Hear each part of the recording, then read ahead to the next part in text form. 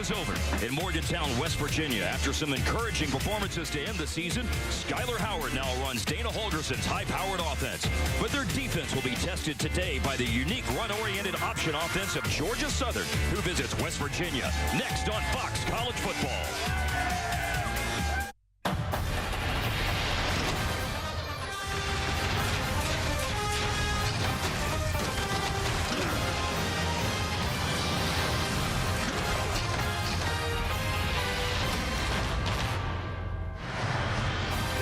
Virginia, the defense brings out the sledgehammer onto Mountaineer Field at Milan Pushcart Stadium.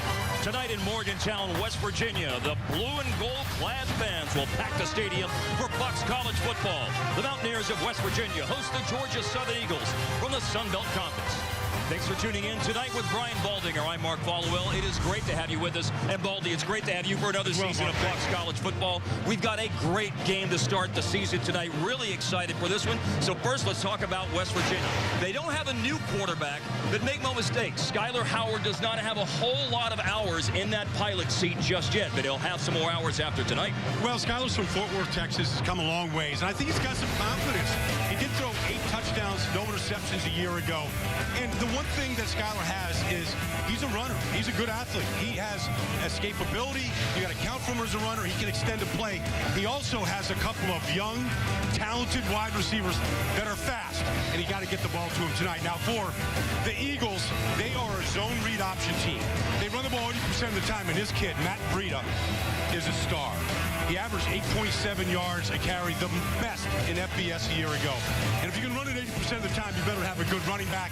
And if he gets an opening, he might hit his head on the goalpost tonight. Georgia Southern, just their second year in FBS, but they are a force to be reckoned with. West Virginia starts year 4 in the Big 12. We'll kick off Fox College Football right after this. Stay with us.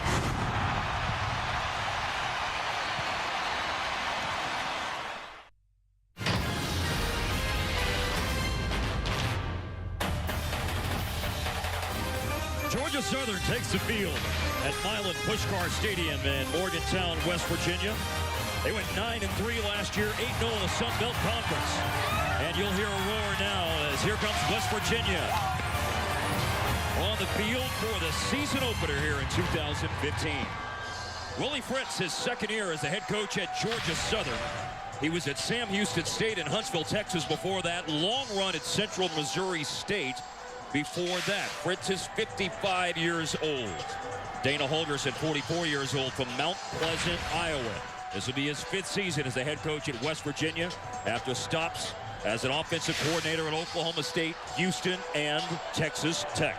The record, as you saw, 28 wins, 23 losses for Dana Holgerson here at West Virginia. They were 7-6 last year, a 5-4 record in the Big 12. They went to a bowl game, the Liberty Bowl, and lost to Texas A&M. You know, Mark, and both teams are well coached, but I can't remember a year, and I've been doing this for 20 years, where our country is more excited about the return of football. Watching Michigan at Utah the other night, those fans never sat down. Same atmosphere here in Morgantown. Just a tremendous college town and a great atmosphere. Indeed, I think everyone is ready. Perhaps the late Labor Day weekend. Yeah. The last few years, football has started at the end of August, but now it starts on Labor Day weekend, September 5th, 7:35 Eastern Time. Alex Hanks kicks off for Georgia Southern. They won the toss, they deferred, and it's fielded in the end zone, a touchback for the Mountaineers. They'll be on offense to start the game with Skyler Howard at quarterback. And Dana Holgerson in the middle there is the play caller, the head coach. Skyler Howard and him, they're in sync together. And when you watch... half the distance to the goal line, first down. Wow, and a touchback, there's a penalty. Dana Holgerson, big priority is improving their special teams. Won't be happy with that penalty that backs up the offense. But this offense can play as fast as any offense in the country when they're in sync and they're clicking. An unsportsmanlike conduct penalty, a very peculiar way to start a season. Well, we said half the distance to the goal. So they start at the 13-yard line.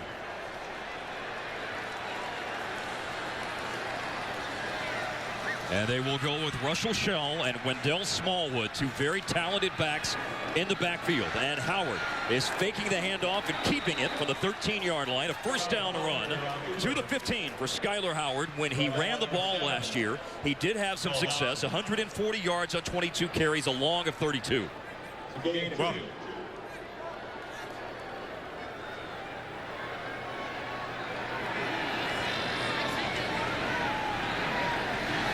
we welcome those of you who are watching Texas Tech at Sam Houston State, a win for the Red Raiders here in Morgantown, West Virginia on the second snap of the game, that is.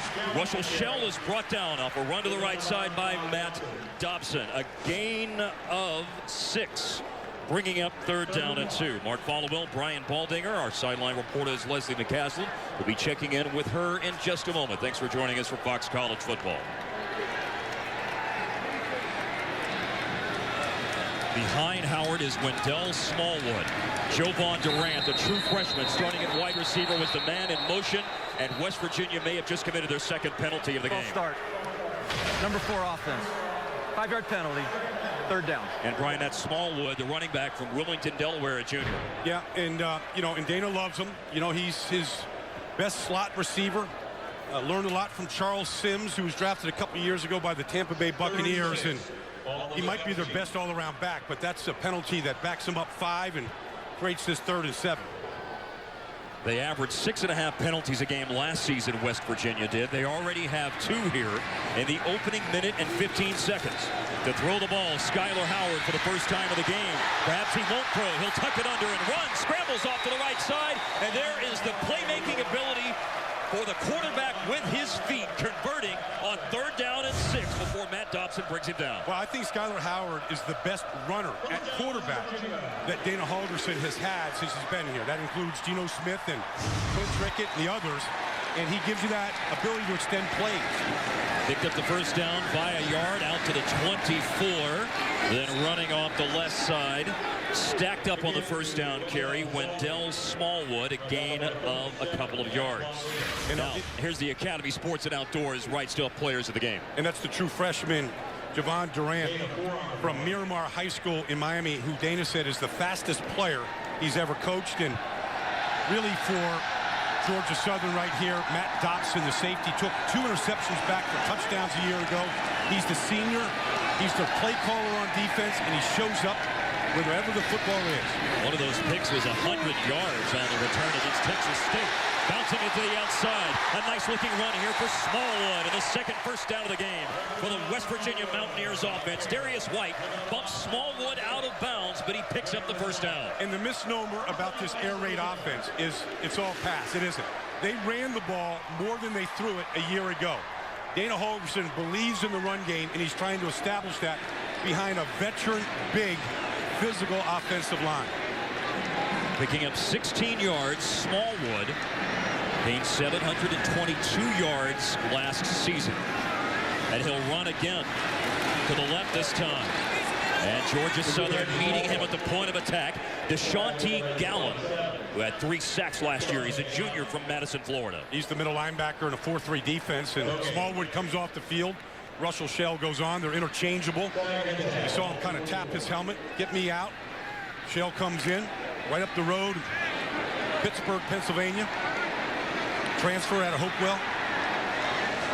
All-time leading rusher in Pennsylvania high school history. Yeah. And Russell Shell has left the backfield and now is split out far to the left side of the field.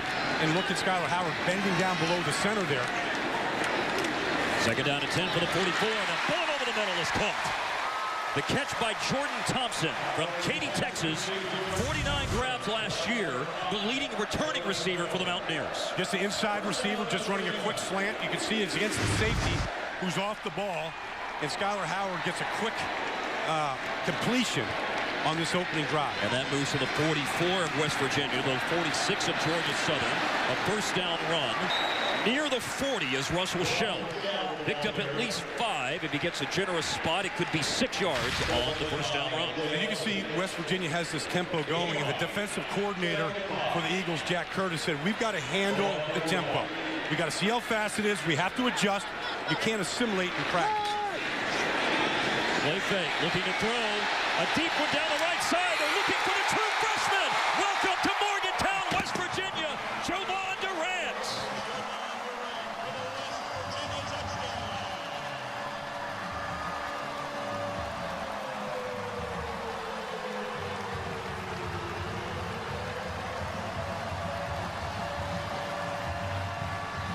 Just over 4 minutes into his West Virginia career, he has announced his presence with authority. Well, it's his first catch.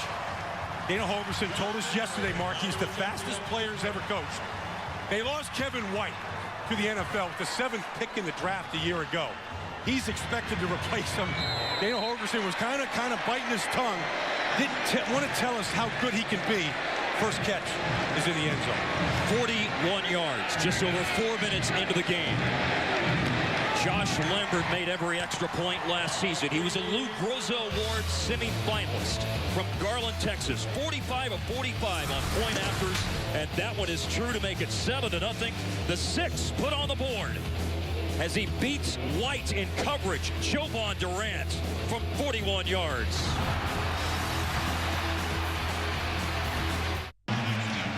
And Jovan Durant gets West Virginia on the board first. His first catch as a Mountaineer comes one-on-one coverage against Darius White at the bottom of the picture. You're going to see the separation that he gets right here.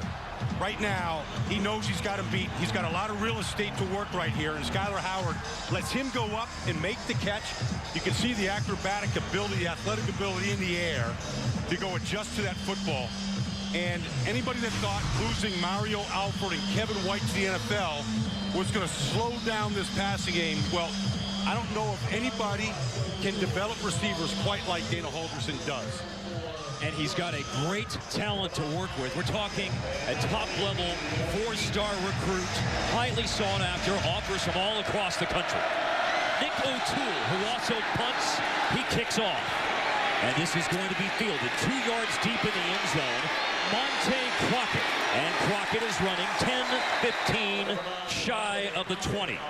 Georgia Southern's run-oriented offense will come out on the field without Kevin Ellison, a 2-game suspension to start the year due to academic ineligibility. So Fabian Upshaw, a junior from Titusville, Florida, Baldy, will quarterback this offense. He does have experience. He took snaps in every game last year, but he'll be the starter for the season opener and next week against Western Michigan. Well, if Jovan Durant is the fastest guy Dana Holgorsen has ever coached, this kid, Fabian Upshaw, also a South Florida kid, can flat out fly as well.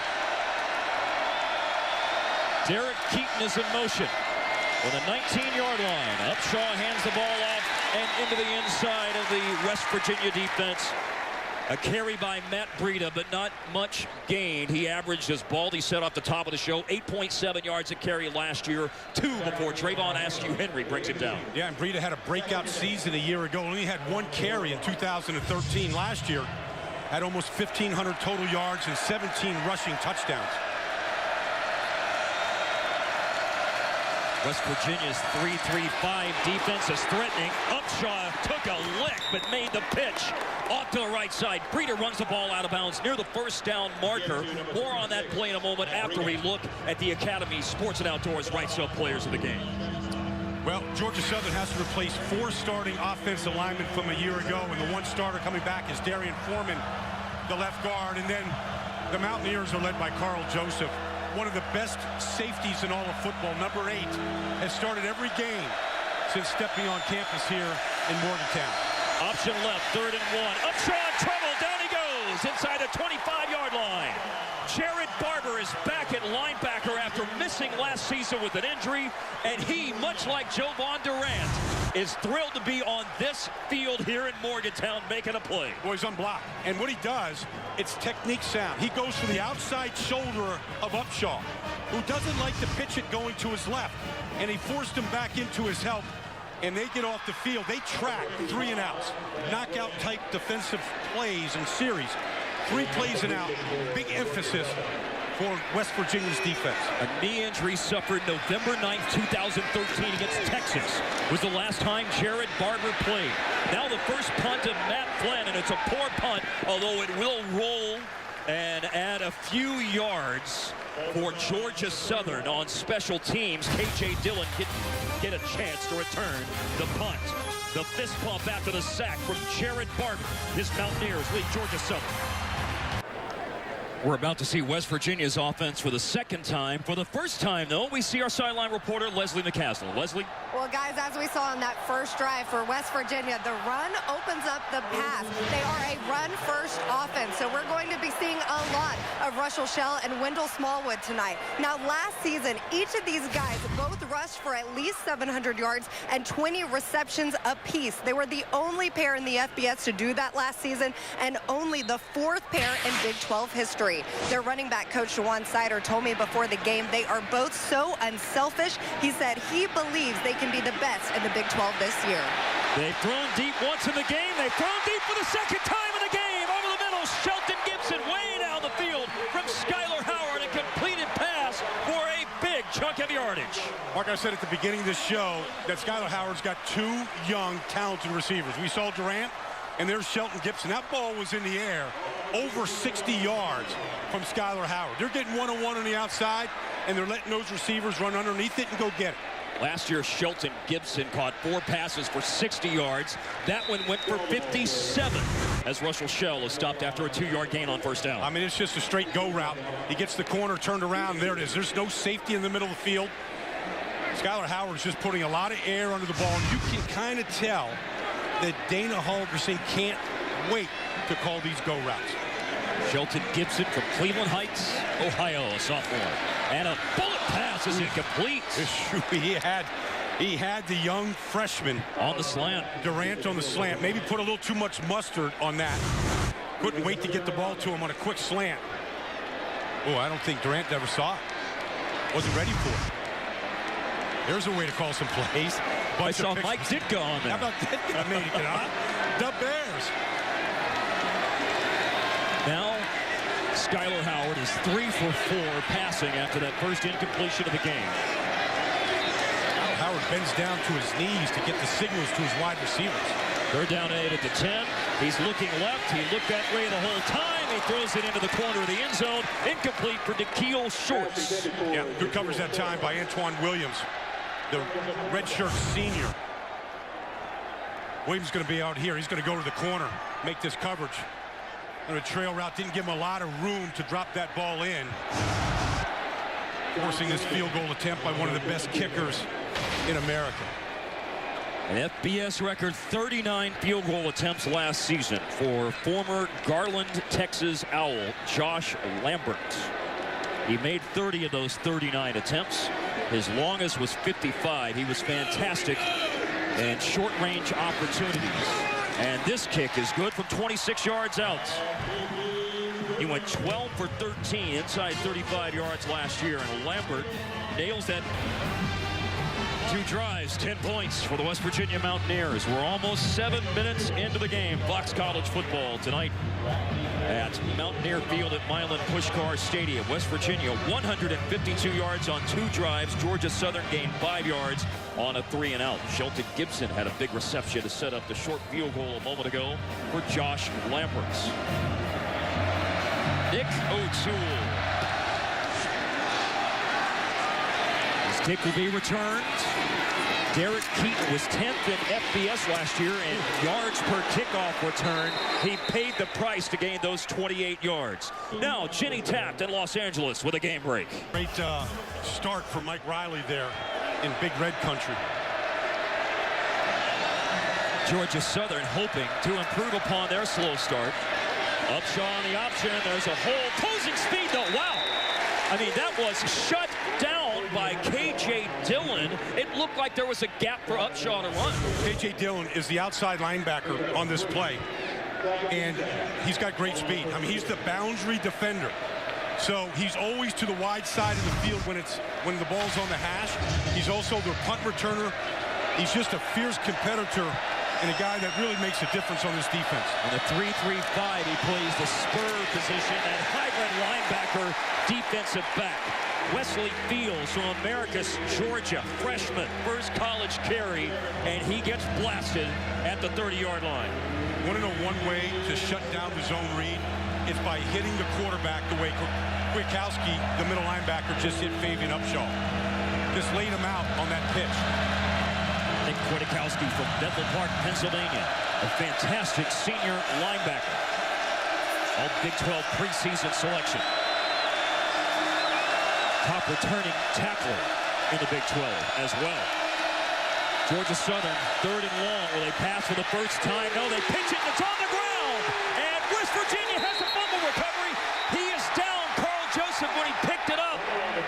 So the play is dead, but it is a recovered fumble, something West Virginia only did twice all of last season.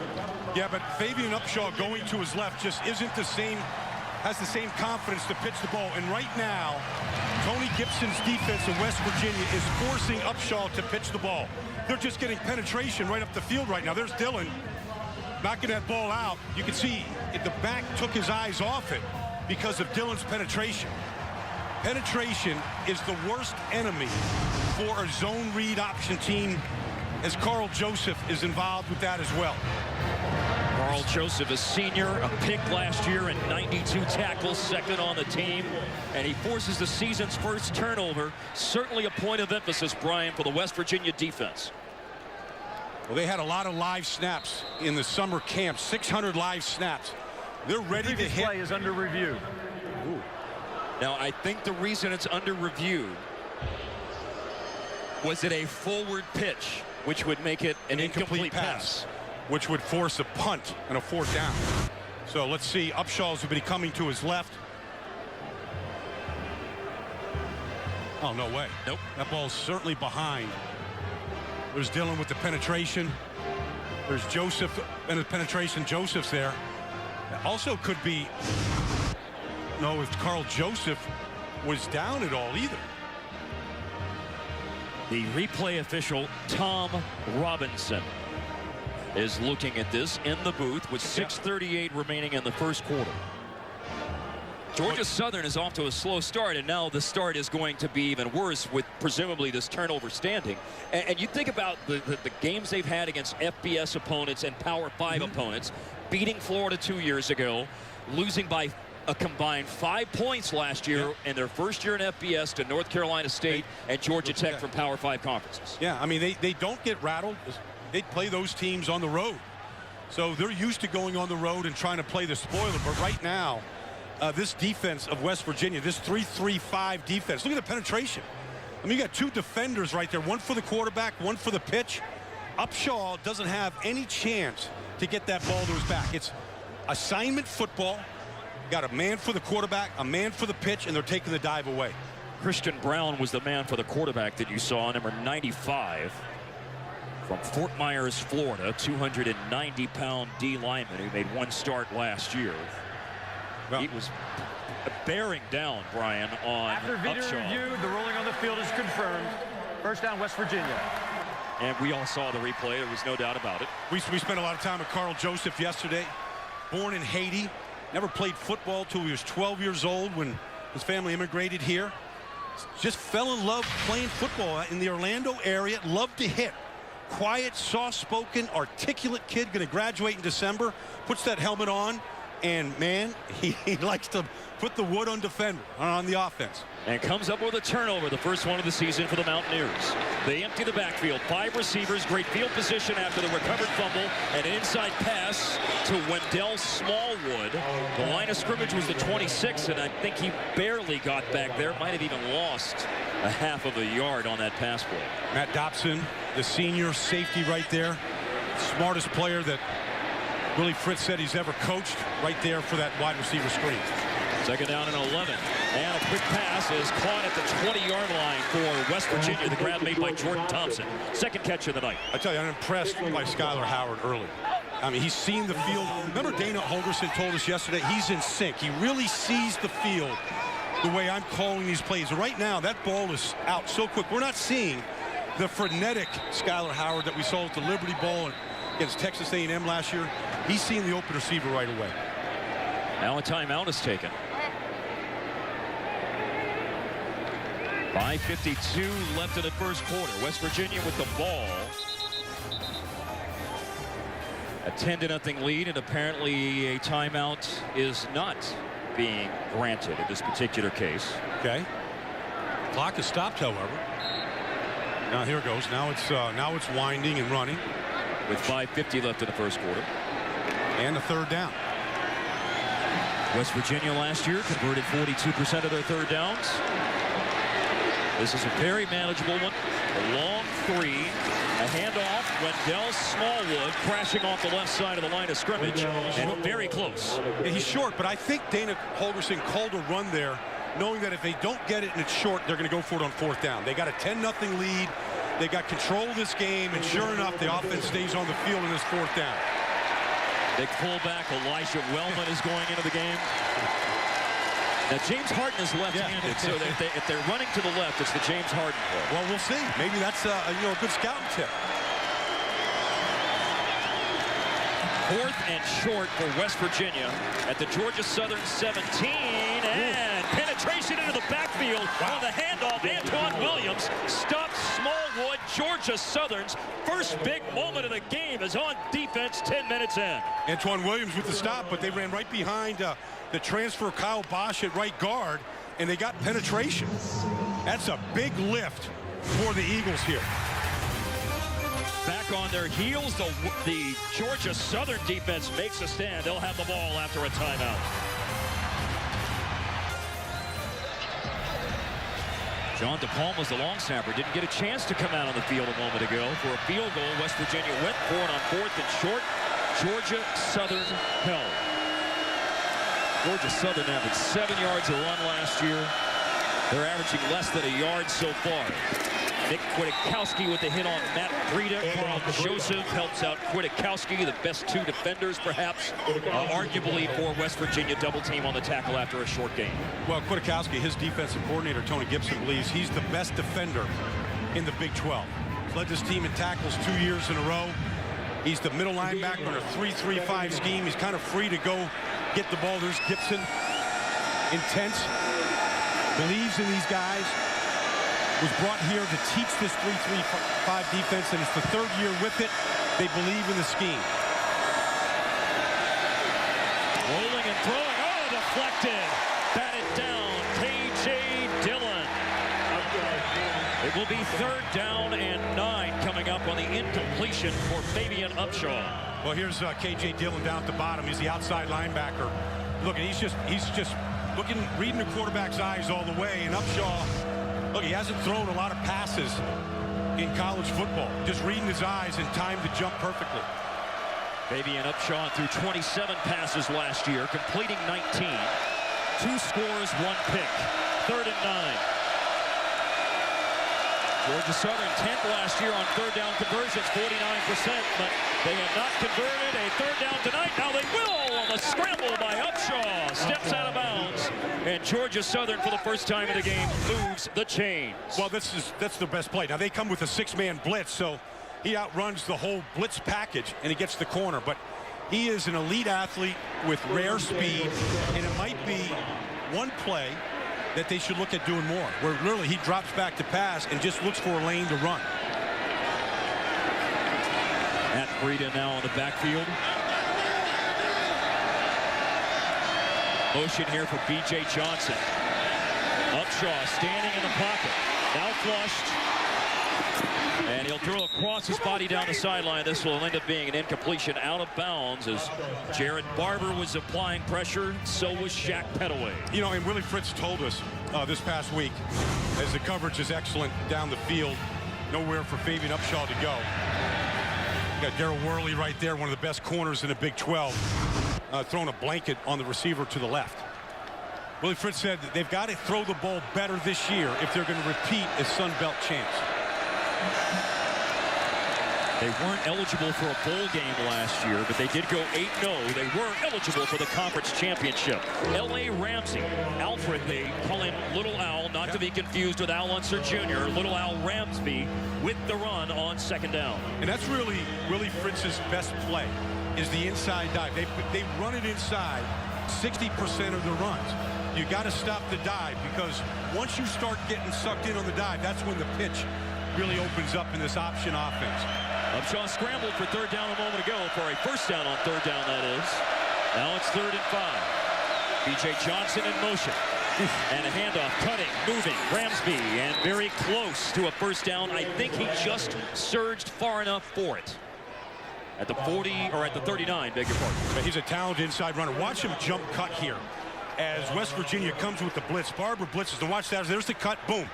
Sees the defender, Kwiatkowski, coming, and he avoids the hit of Kwiatkowski. That's some quick feet by L.A. Ramsey. And a nice block. Darian Foreman, the left guard. Left guard, yeah. We talked about him, the one returning offensive lineman from a year ago. Now Georgia Southern is in clock control mode. 6 plays, 22 yards on the drive, and a pass is incomplete. Juggled. Ryan Longoria, who caught 1 ball last year, did not bring that one down. A senior from Hacienda Heights, California. He's got to catch his ball. And their coaches, Doug Ruse, the offensive coordinator, said most improved player on the team, and they need, you know, that first down positive gain, that 6 or 7 yards that Longoria could have had as the ball hit him right in the hands. Georgia Southern coaches box. Doug Ruse, Jack Curtis, offensive and defensive coordinators respectively. 40-yard line, 2nd down and 10. Running the ball, right side, staying on his feet, tough run. Jeez. Talked about Matt Breida's explosiveness, but a tough run. Now the helmet goes off. Andy Kwan, the center, will have to leave the game here for a 3rd down play coming up. Huge, because his backup, Jackson Morris, has to come in the game for a play, and obviously the center exchange with the quarterback, you always worry about it. It cost Kansas a chance to tie the game at the end of regulation today, as a matter of fact, in their upset loss against South Dakota State. Upshaw, fake the handoff, sprinting out to the left, has a block on the edge, and has room to the sideline. They'll convert another 3rd down, and all the way to the West Virginia 38-yard line. Well, you know what? They all bid on the dive. Here comes the inside fake inside here. A.J. Dillon bid on it, and that's all he's reading. He sees Dillon bite, and this guy out in the open space. I mean, it is fun to be able to fly the way Upshaw runs. I mean, what a feeling to be able to run like that. Derek Keaton threw the block on the edge, 16 yards. Georgia Southern, you saw, they were first in the country in rush yards per game, rush yards per carry, and rushing touchdowns last year. What a big deflection by Dillon. I think that's going to be Wesley Fields catching a pass if Dillon doesn't make perhaps a touchdown-saving deflection. Hey, is Dillon all over the field? I mean, he's the outside linebacker. He's down the field. He's going to drop right into the middle of the coverage right now. Just reading Upshaw. Wow, look at that acrobat. He saved the touchdown. Penalty anyway, though. It's going against the offense. Really going to back him up. It's a 15-yard penalty. Kind of personal foul for 15. It was a chop block. Chop block, yeah. Just trying to protect the legs of defenders there. Somebody was engaged, and then another player cut the defender. Now 1st and 25, and down goes Upshaw for a loss. Kwiatkowski and Dillon. It will be 2nd and a country mile. Those are long miles in West Virginia, a country mile. That's what Georgia Southern is facing. Well, they believe from the scouting reports and watching 157 plays of Fabian Upshaw a year ago that when they pitch the ball the option, it's going to his right. And they're overplaying the pitch right now, going that direction. The shot block really hurt the momentum of this drive. Now 2nd and 27. Upshaw, it's a wounded duck pass. Longoria was the intended receiver, and Darrell Worley bats it away. I tell you, I have a lot of respect for Darrell Worley out of Philadelphia. One of the best corners in the football. It's one-on-one all the way, man-to-man. Look at the position he has. He has Longoria on his back hip. He didn't panic. He played the ball perfectly in the air, and I think the Big 12 is going to see what kind of player he is. He's big. He's 6'2". He's got the long arms, the quick hips, and look at the man-to-man coverage on Longoria here. Save that tape for a demonstration in pass coverage. 3rd and 27 in the last minute of the 1st quarter. Late on the play clock. Upshaw running. Kwiatkowski stepping up into the hole, and boom. You know what you do? You just add another tackle to Kwiatkowski's account. Like, you know, he's just an accountant racking up tackles. Like a vacuum cleaner, and look at the eyes. Look at the intensity of those eyes right there. He does get blocked. He plays behind his nose tackle perfectly. Takes the outside shoulder of Upshaw, not fooled by anything. What a player. Our statistician, Robert Mitchell, he may need an abacus to count all of these tackles tonight for Nick Kwiatkowski. He is racking up a lot of them. Matt Flynn moved Ryan Nowicki out of the punting role. This is his second kick tonight, and it will bounce over K.J. Dillon's head and roll into the end zone. Touchback, West Virginia ball, up by 10 with 10 seconds left in the first quarter. And right now, we go to Los Angeles, another college football game break. Here's Jenny Taft. Thanks, Jenny. Georgia Southern moved the ball. A penalty slowed down their drive and, in essence, stopped it. Charlie Strong trying to find that offense in Austin. Howard, last play of the first quarter, and Durant's behind the defense and just to the ball. Great catch, down he goes. Darius White dropped him, but a beautiful catch, a beautiful read on the ball by Jovan Durant. Tell you, Skylar Howard can throw the ball a long ways, and that guy can flat out go get it. He's just running away from Darius White again on that play. No safety in the middle of the field. One-on-one, and the speed of Durant is just, I mean, there's White on him. I mean, there's no moves. It's just flat-out speed. And then Skylar Howard's got the arm to get it to him. What an adjustment. That's the second great adjustment, turning his body and concentrating on it. And when I talked to Durant before the game, he was telling me about his opening game last year at Miramar High School against American Heritage. Here he is in Morgantown, putting up big numbers and making big plays. Caught a touchdown, and that one was for 57 yards to end the first quarter. There's Durant's touchdown on Fox College Football. West Virginia leads Georgia Southern 10-0. Statistical domination for West Virginia in the first quarter. They lead the game 10-0. 217 yards. Last year, West Virginia averaged 500 yards a game. That was 4th in the Big 12. 12th in the country. Well, the difference in this game right now is the deep passing plays of Skylar Howard to his receivers, Gibson and Durant. They flipped field position and one touchdown, the 41-yarder to Durant.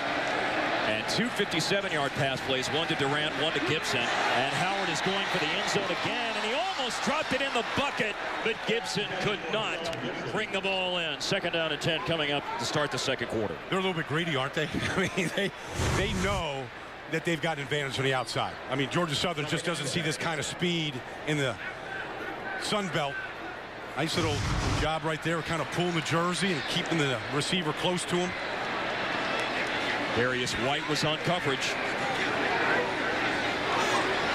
Gibson is out wide to the left. Russell Shell. Room to run for Shell. Patient run. 20-yard line inside the 15 to the 14. Matt Dobson on the tackle. Running behind the new left guard this year, Adam Pankey, who was the left tackle a year ago. Yadni Kajos right now is playing left tackle. Young redshirt freshman. Also from Miramar High School in Miami. Good offensive line. Tyler Orlowski, academic all Big 12 player. We talked to him yesterday. Smart. Loves this system. Kind of the quarterback of that offensive line. Pankey is the left guard, as Brian said. Orlowski the center. Snaps it back in the gun, and it's incomplete. Just over Devontae Mathis. Well, you know, Skylar Howard knows that's on him. Look, he's tapping his own helmet. That's me. I had my receiver open, and I didn't drive it. Here he is on the outside. Got Mathis. Had him too. He just had to lower that ball, just drive it a little bit. And that's what Skylar Howard has to get better at. He can throw the long ball, the deep ball. You've got to be able to drive that ball into the end zone there with an open receiver. Already hitting tonight for 26 yards, Josh Lambert. 32 was this attempt. The affable punter, Nick O'Toole, is the holder. He also kicks off. And Lambert is able to curl it through. Second field goal tonight for Josh Lambert. West Virginia extends the lead to 13-0 at home against Georgia Southern.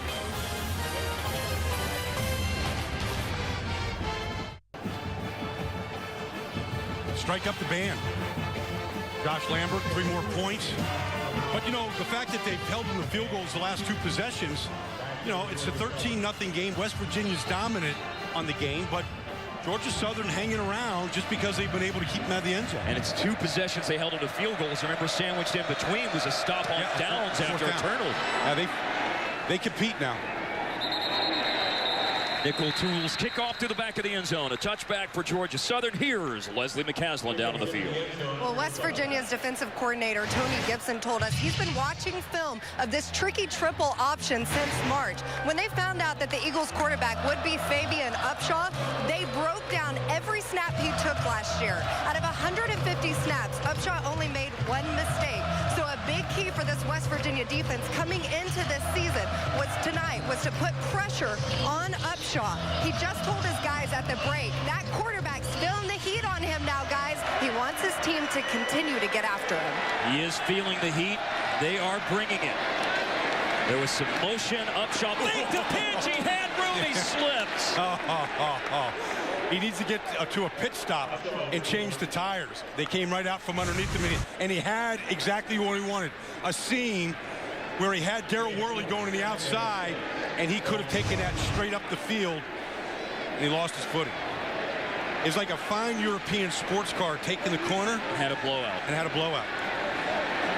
Ouch. Yeah. Tough break for Georgia Southern. Now they're going to go Wildcat. Upshaw just went out of the backfield in motion. They snapped the ball to Matt Breida, and Breida ran out of a tackle, still on his feet, stopped at the 31.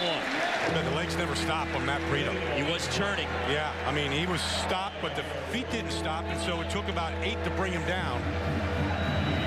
Shows you his competitive flavor. You don't just lead the FBS in yards per carry and not have great legs.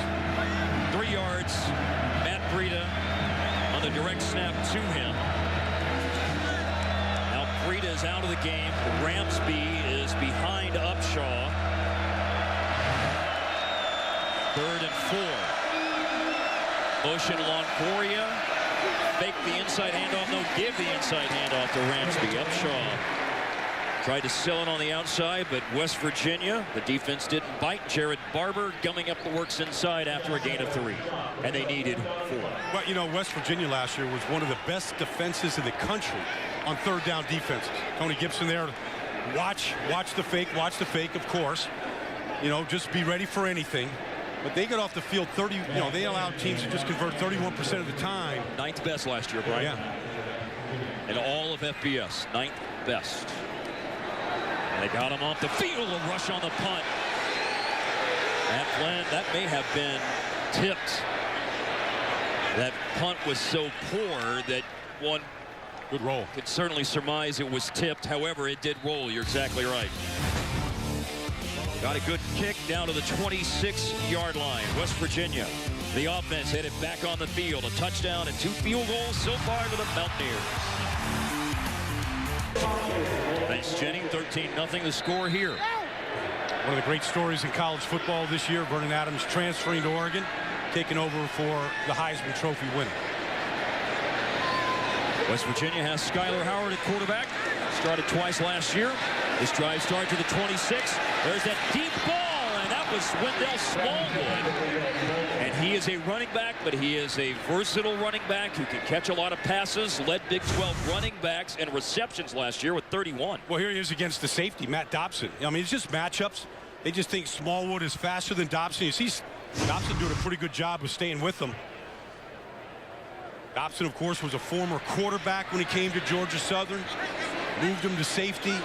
Willie Fritz couldn't sing his praises high enough, saying smartest player that he has ever coached, their leading tackler from a year ago. Senior, Monticello, Florida. 3 straight incompletions for Skyler Howard. Rolling right as a blocker in front of him, ran away from the tackle and ran it to the sideline. Deshaunte Gallen forcing him out of bounds. Skyler Howard from Fort Worth started at Stephen F. Austin. Transferred to Riverside Community College. Changes here. Geno Smith leaving. Changes at West Virginia quarterback. Dana Halter says that we need a quarterback. Come on. Started the final 2 games a year ago. Dana said this kid really understands what I want at this position. And he said that Skyler's tired of being told he's not big enough, he's not fast enough, he's not good enough. Yeah, he's not listening to anything. He's not grown anymore. He's maybe 6 foot tall. Skyler said this week he doesn't have a chip on his shoulder. He has a potato on his shoulder. Start. Number 55 offense. 5-yard penalty. 3rd down. Yadney shaking his head. Also at a Miramar High School. With the penalty brings up 3rd and 11. West Virginia had a couple of penalties early tonight. First drive of the game, that one turns 3rd and 6 into 3rd down and 11. This Russian 3 dropping 8. Howard has time. Now rolls, hit as he throws, caught by Smallwood in an ankle tackle near the sideline as Antoine Williams got him out of bounds shy of the first down. I tell you, Antoine Williams is having a good first half. Only a 3-man rush. Howard getting out. Always tough for any right-handed quarterback. Ooh, he got hit on that ball by Deshante Gallen. That ball was deflected by Gallen, the middle linebacker, and the other linebacker, Williams, was able to bring Smallwood down and force this punt as the Eagles hang in this game and keep fighting. Kept him a yard short of the first down. Big punt by Nick O'Toole. Hold the phone, though. Whistles. First time tonight that Nick O'Toole has had to punt. Averaged almost 42 yards last year. 8 officials, of course, in the Big 12, so 8 working the field tonight. Prior to the snap, the replay booth initiated a replay. On the previous down, the ruling was that the receiver was able to control the ball and get a foot in bounds. This play is now under review. Well, Dana Holgorsen, you can see the headset was off. I mean, he slammed it, saying that was a bad spot. And he got his wish inside his own stadium. We certainly appreciate the thorough explanation, by the way, from John McDade, the referee. It pulls his hair out on this. This is his 5th year for Dana Holgorsen. Every single player in this team is a player that he's recruited. Now he's hit the ball here to Smallwood. I don't know, from that angle. Confirmed. 4th down. Stretching that ball out with his left hand, but you can see he's far short of the yard marker. The ball was moved up just a little bit, but it is a full yard short of a first down. And so once again, he was the boom stash last year. He's the boom beard now. That is quite impressive. It is impressive. Nick O'Toole. And this punt's even better. Wow. Back goes Derek Keaton, and it sails over his head. What a weapon. 65 yards. That's all beard, folks. It's all beard. Fear it. Don't try it at home.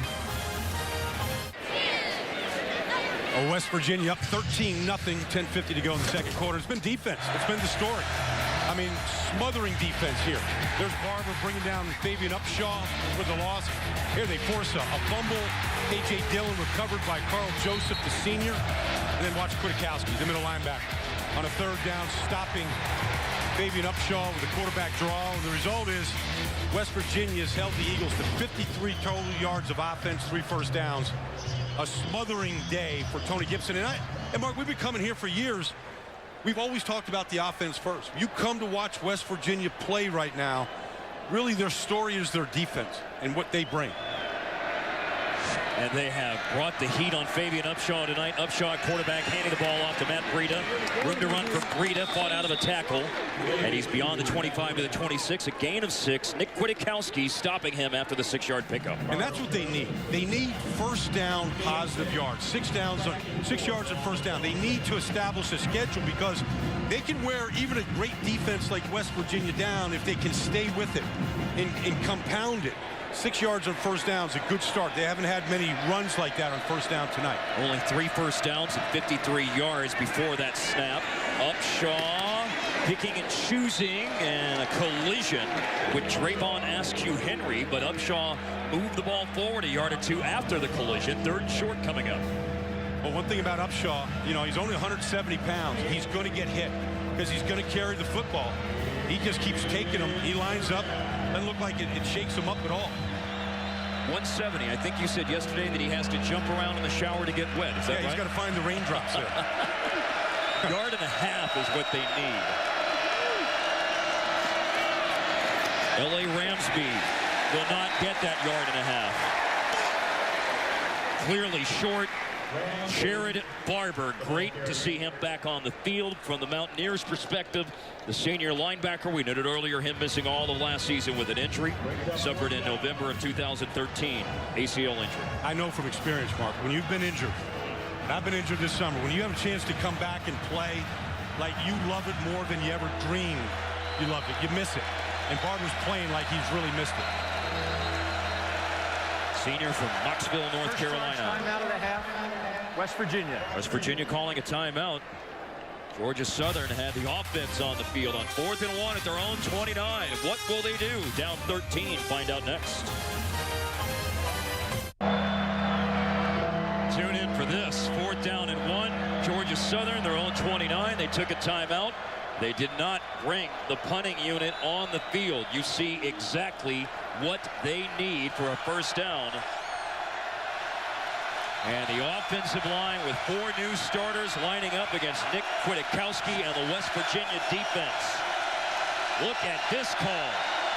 In their own end of the field, and a handoff, and he leans forward but does not get it.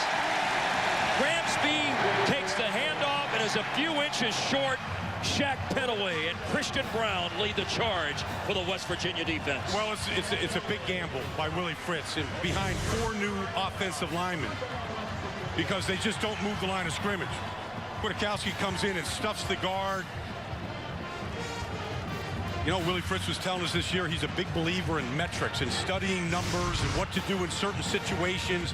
He second-guessed himself in a late situation against North Carolina State last year. He feels it cost him the game. I don't know that any metrics would tell you to go for it on 4th and 1 in your own territory, only down 13-0. As an analytics service now preparing a report every week. Skyler Howard under pressure, fought it off, and is able to get rid of the ball. His helmet has gone off. Looks like that he had able to roll out of the tackle box, Brian, so there's no grounding. But look at Bernard Dawson here. Yeah, Dawson, the senior, is all over, or the junior, all over him right there. The offense. It is intentional grounding. He was in the tackle outside box. the pocket, but was unable to get the forward pass past the line of scrimmage. The penalty places the ball at the spot of the pass, but lost it down. It would be 2nd down. What a great play by Bernard Dawson. You can see this is the tackle box here. And he's going to be in it as he tries to really just get rid of that ball from Dawson. The referee on the play makes that call, and so we see William Crest Jr. threw all of 4 passes a year ago. Ended up being a redshirt season. In the 2nd game of the year, he played against Towson. That was it. It was a loss of 19 with a spot foul on the intentional grounding penalty. And the pass play is broken up. Gibson was the intended receiver. Darius White, the cover corner. And William Crest's pass was incomplete. He had to go in, Brian, because Skyler Howard lost his helmet. Yeah, and the other thing is that on that intentional grounding, it's a loss of down. So now it's 3rd and long, and Crest stays in the game. This could be a great stop by the Eagles after that 4th down miss, if they can hold them here. First charge timeout of the half. Georgia Southern. It will be a 30-second timeout. Now, timeout, Georgia Southern. West Virginia took the timeout on 4th down a moment ago, just to clarify. Okay. Now the first timeout for Georgia Southern, and while there's a timeout, here's Jenny Taft at LA with a game break. Big night in Arlington, Texas for Alabama and Wisconsin. Yeah, Roll Tide in the Final Four a year ago. What a playoff system it was a year ago. Watching Florida State, Oregon, Alabama, of course, Ohio State out of nowhere with that performance by Ezekiel Elliott, Cardale Jones. I mean, phenomenal finish by Urban Meyer and that crew. 3rd and 29 after the timeout by Georgia Southern. Stepping up, William Crest ran out of 1 ankle tackle, but only able to surge forward for a couple of yards, and it will be apparently a punting situation. I tell you, what a phenomenal performance by the Eagles defense. The offense doesn't make the yard. They give the ball back to West Virginia, great field position. They back them up, make them punt it here in 3 plays. That's a great performance by that side of the ball. Jack Curtis, the defensive coordinator, has got to be thrilled. Jamal Johnson, the stop on 3rd down, but it was the pressure by Bernard Dawson on 1st down that forced intentional grounding. The punt checks up from Nick O'Toole, and it is down to the 7-yard line with 8:12 left in the first half. West Virginia in front, 13-0 at home. Go out today to watch South Dakota State and Kansas. Yeah, what a finish. I mean, you were giving me the play-by-play and the way that game ended. And what an upset. A lot of upsets, I thought, this weekend already. South Dakota State taking down the Jayhawks. We saw FIU beat Central Florida the other day.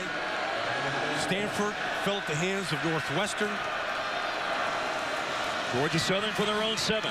And a lane to run for Upshaw and ran out of a tackle. He didn't slip this time. When he had a lane to run on a drive previously, he slipped, but breaks out of a tackle and picks up a first down.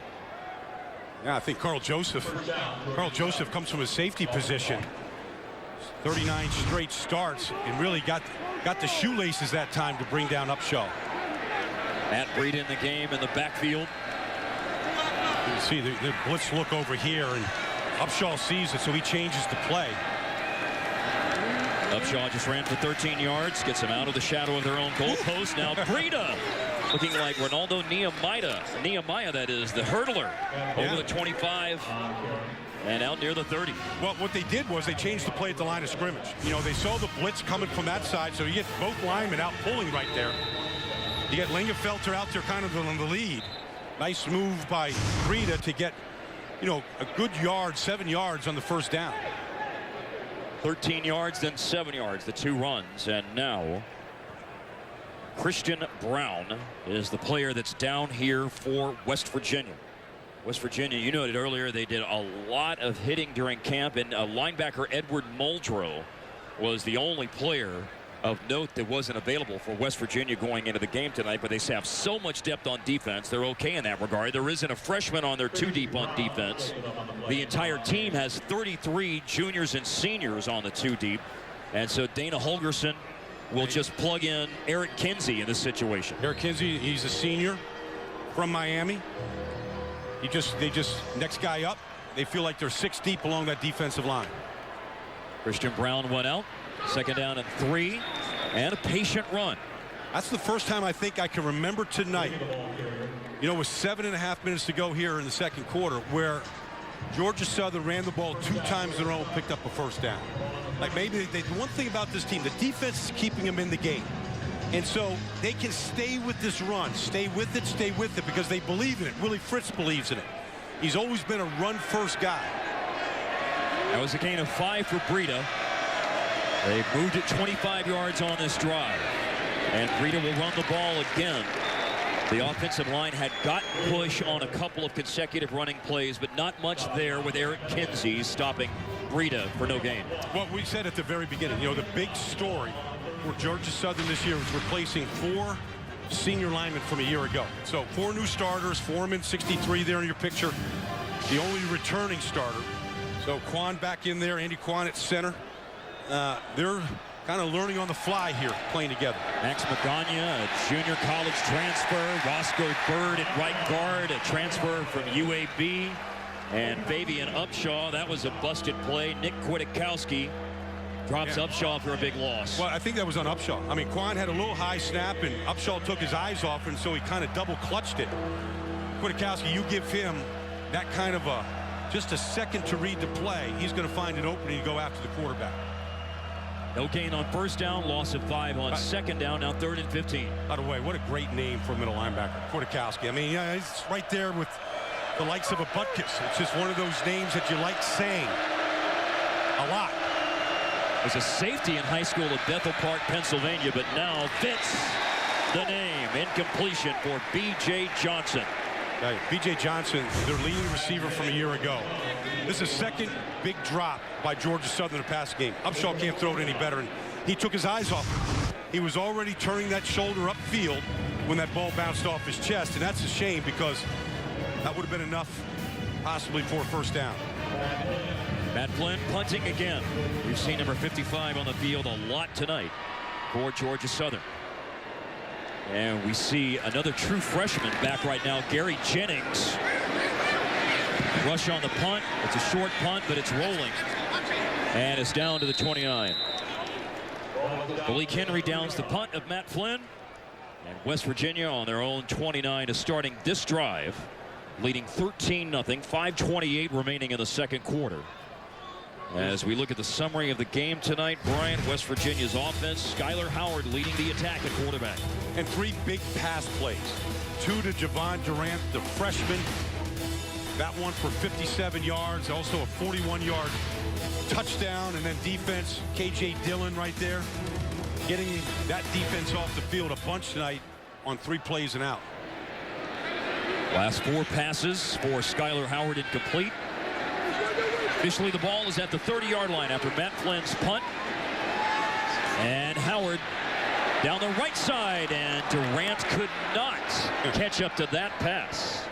He has to put a little more air on that ball. You know, he kind of threw that ball a little too flat. Let Durant, who's just running right by Darius White with that phenomenal world-class speed, you know, just give him a chance to go get it. And how good is that speed? Shelton Gibson, Dana Holgerson told us, would win all of the foot races before Durant got here, and now Jovan Durant is 5 yards ahead of him or more. Good pocket. Howard again, more air under this one. There's Gibson, and he's under it, and he leaps and grabs it. Super catch by Shelton Gibson way downfield inside the Georgia Southern 25. I mean, look, he gets behind, you know, the safety on this play, or the middle linebacker Gallen, who shouldn't be covering a man like Shelton Gibson. That's the 4th big pass play here for West Virginia. It's the whole difference in this first half. 4 pass plays over 40 yards. That one was 47. 2 have gone to Durant, 2 have gone to Gibson. And now Skylar Howard is running and got out of the tackle, still on his feet. Matt Dobson hits him, and also upended by Darius Jones as well.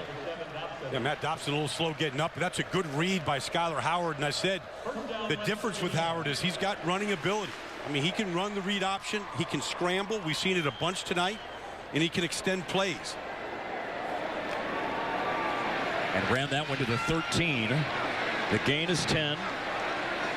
First down. West Virginia on the move. A big play on a pass to Gibson. Set things up. Russell Shell darting, weaving. Picks up a block from a receiver, Jordan Thompson. Boy, Jordan Thompson, I mean, he paid the price to make that block. You sure did. He came back and knocked down, and he did pay the price because he's coming off the field limping right now. But he did it fearlessly, putting his shoulder right in the belly of a defender that would have made the play. Allowed Shell to pick up a couple extra yards. Now Shell's run down to the 7. Picked up 6 yards. This time Durant is in the slot. Usually he's outside. A long 3 is what West Virginia needs here on 2nd down. And Russell Shell again, short of the 5-yard line. One thing about this air raid offense, they don't have a fullback. They're not really a power, short yardage, goal line type team. And so I think sometimes when you get down to this part of the field where you can't make another first down, or you can here at the 3, but this situation here, you'd love to maybe have a lead blocker, but that's not the system that Dana believes in. If they were to go that route, you've got a power set up with Elijah Wellman, who's in the game right now. He's lined up to Howard's left. Fullback Elijah Wellman from Huntington, West Virginia. 3rd down and 2, and a play fake and a throw, and it's incomplete off the fingertips of Jovan Durant. Now they've gone for 1 4th down tonight. They didn't make it this close to the goal line. Yeah, they're going to kick the field goal this time. Wow. Grant really stretched for it. Love to see him bring that down. He would at least have the first down. Howard could have put that ball in a little better position.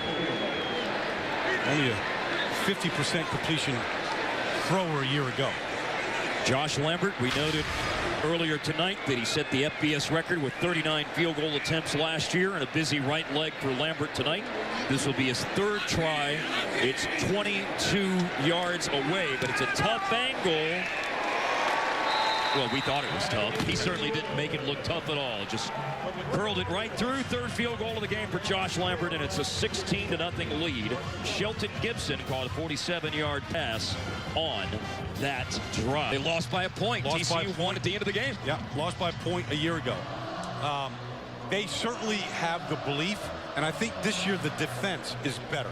It's the best defense that Dana Holgerson has ever had here. I think they have the right system to defend the Big 12 in that 3-3-5 concept. They can defend the perimeter game and the high-octane, up-tempo type offenses that they see week in, week out. The biggest impediment for West Virginia, perhaps their schedule. on the road in October at Baylor and TCU and Oklahoma. Monte Crockett downs the ball in the end zone with 3:04 left in the second quarter. Here's Jenny Taft in Los Angeles with another game break. Well, you know, Jenny, they have a new offensive coordinator in Oklahoma, and Lincoln Riley came from East Carolina. Kind of one of these type of spread offensive minds, the way Mike Leach was, Dana Holgorsen is. That's his background, and that's what Oklahoma's going to go with. And, of course, Baker Mayfield, the transfer from Texas Tech, has found a new home. Baylor Mayfield had a great freshman year at Texas Tech, but now under center in Norman. For the 25 on the touchback on a kickoff, and Rita was cut down. Carl Joseph came knifing in and brought him down after a short gain, 2 yards on that run. Well, he's just a sure tackler, and he runs right through the ball carrier. He never lets Breida really sidestep him or jump start him or anything. Takes that outside leg down. He's a short tackler, and he is a punishing hitter when given the opportunity. There's Carl Joseph. Breida 10 carries, 39 yards tonight. They faked it to him. Upshaw looking for Georgia Southern's first completed pass. Someone caught it, but it's Drayvon Askew Henry with an interception for West Virginia. One of the best freshmen in the nation last year on the defensive side of the ball. Drayvon Askew Henry from Aliquippa, Pennsylvania, has his 3rd career interception. What a great play on the ball, too. The second takeaway for this defense right now is, like, look, you know, the ball's for the receiver, but when you have confidence in your technique right here, look at him go up for the ball like a receiver. He takes it away from B.J. Johnson. And we talked to Tony Gibson, the defensive coordinator. They wanted to average 2.5 takeaways a game this year. Already 2 in the first half. Last year, they only averaged 1.2 turnovers a game, tied with Oklahoma State for last in the Big 12. They forced 14 turnovers last year. The ruling on the field in the previous play is an interception by West Virginia. This play is now under review. Well, they were a -15 turnover margin last year, 6th worst in FBS, West Virginia, but they're a +2 tonight if the official review stands with 2:23 remaining in the first half. And you saw Drayvon Askew Henry bring the ball down. It looked to me like he had control. The ball does hit the turf, but it's controlled in his hands, Brian. Well, let's see. If it's moving and it hits the turf, that's not control. So we'll see if this review is valid. It's confirmed. First down, West Virginia. Yep. Doesn't move in his hands. Really good job. And it's the right ruling. Ball confirmed. Well, they've got an interception tonight by Henry and a fumble recovered by Carl Joseph. It's up the offense now to try to capitalize here before halftime. Scored a touchdown on the first drive. They've had 3 drives ended field goals, a turnover on downs, a couple of punts tonight. Underneath, Wendell Smallwood. And Smallwood is upended. DeShonte Gallen. And also Robert Bryce, number 25. He's the one who went low on the tackle after Smallwood picked up 8 on the pass play. That's one thing we haven't really seen from Skylar Howard tonight, just a short passing game. Everything has either been deep with a bunch of big pass plays, as you mentioned, 4 of them over 40 yards, which is the difference in this first half.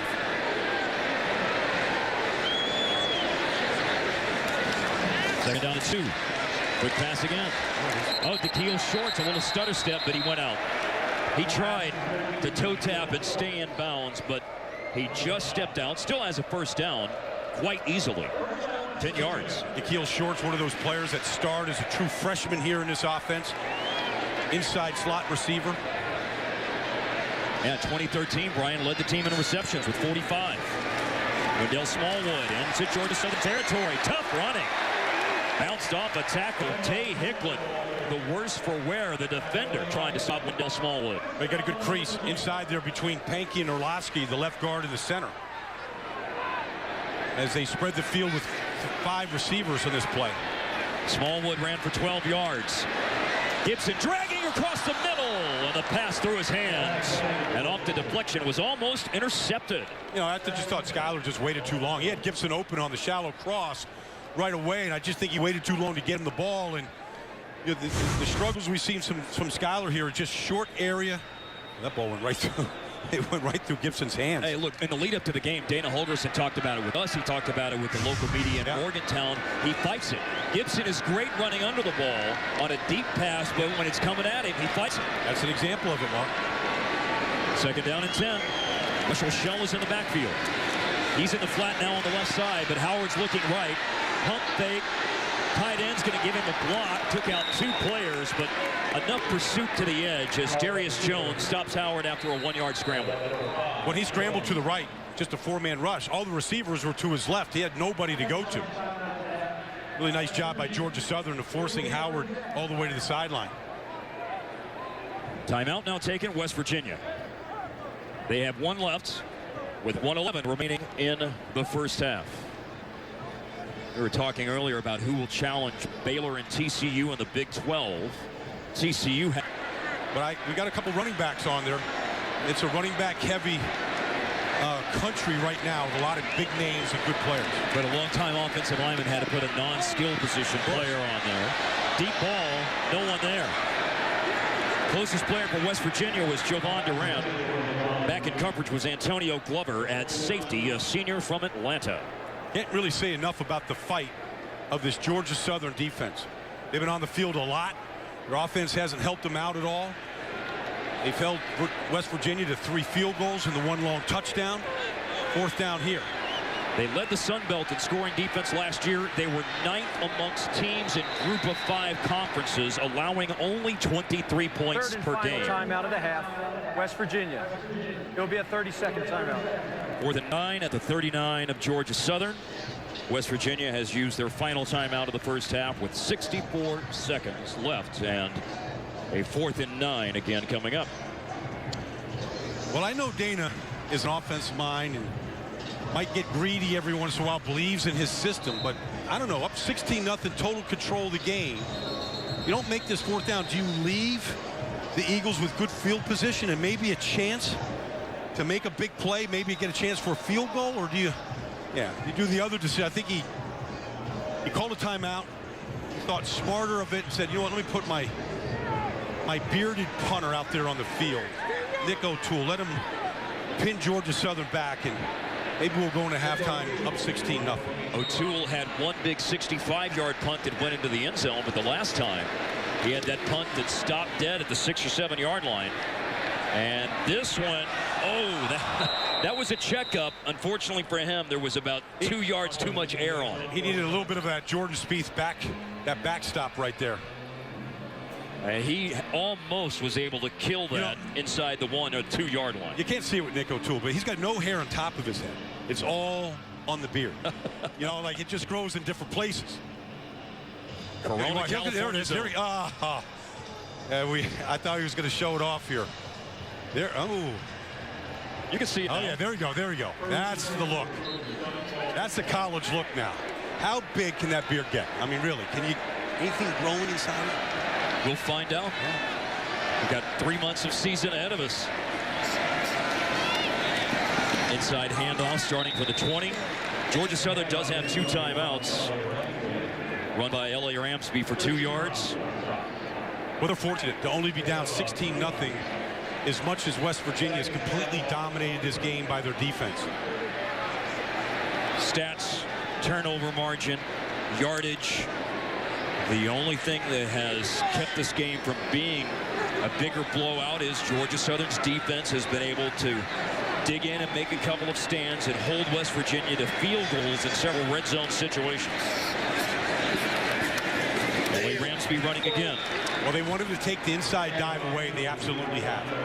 They've taken the dive away, and they smothered the pitch and the option, and so Georgia Southern content to go in here right now, without scoring in that first half, and just a smothering defense, not fooled at all by the triple option of Georgia Southern.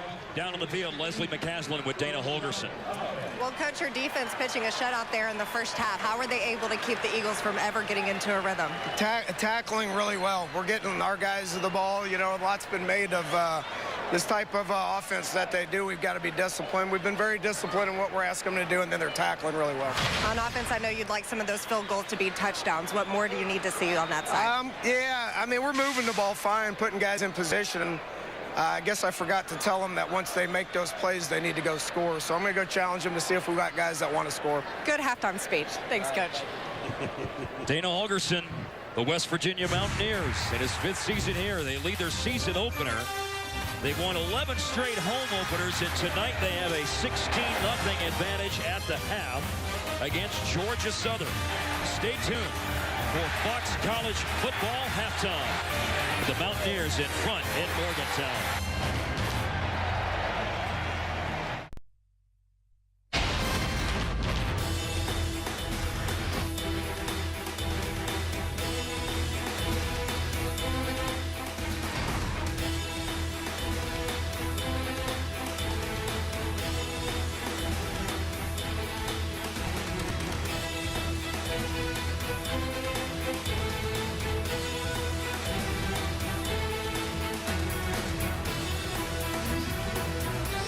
Mountaineer Field at Milan Pushkar Stadium. It's Fox College football.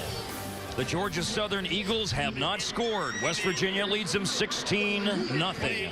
After the first half, second half in a moment. Stay with us for it. But first, Mark Followell, Brian Baldinger. Let's break down the first half. We'll have some highlights in a moment. But first, Brian, what do you think about the first 30 minutes of the game of the season for West Virginia and Georgia Southern?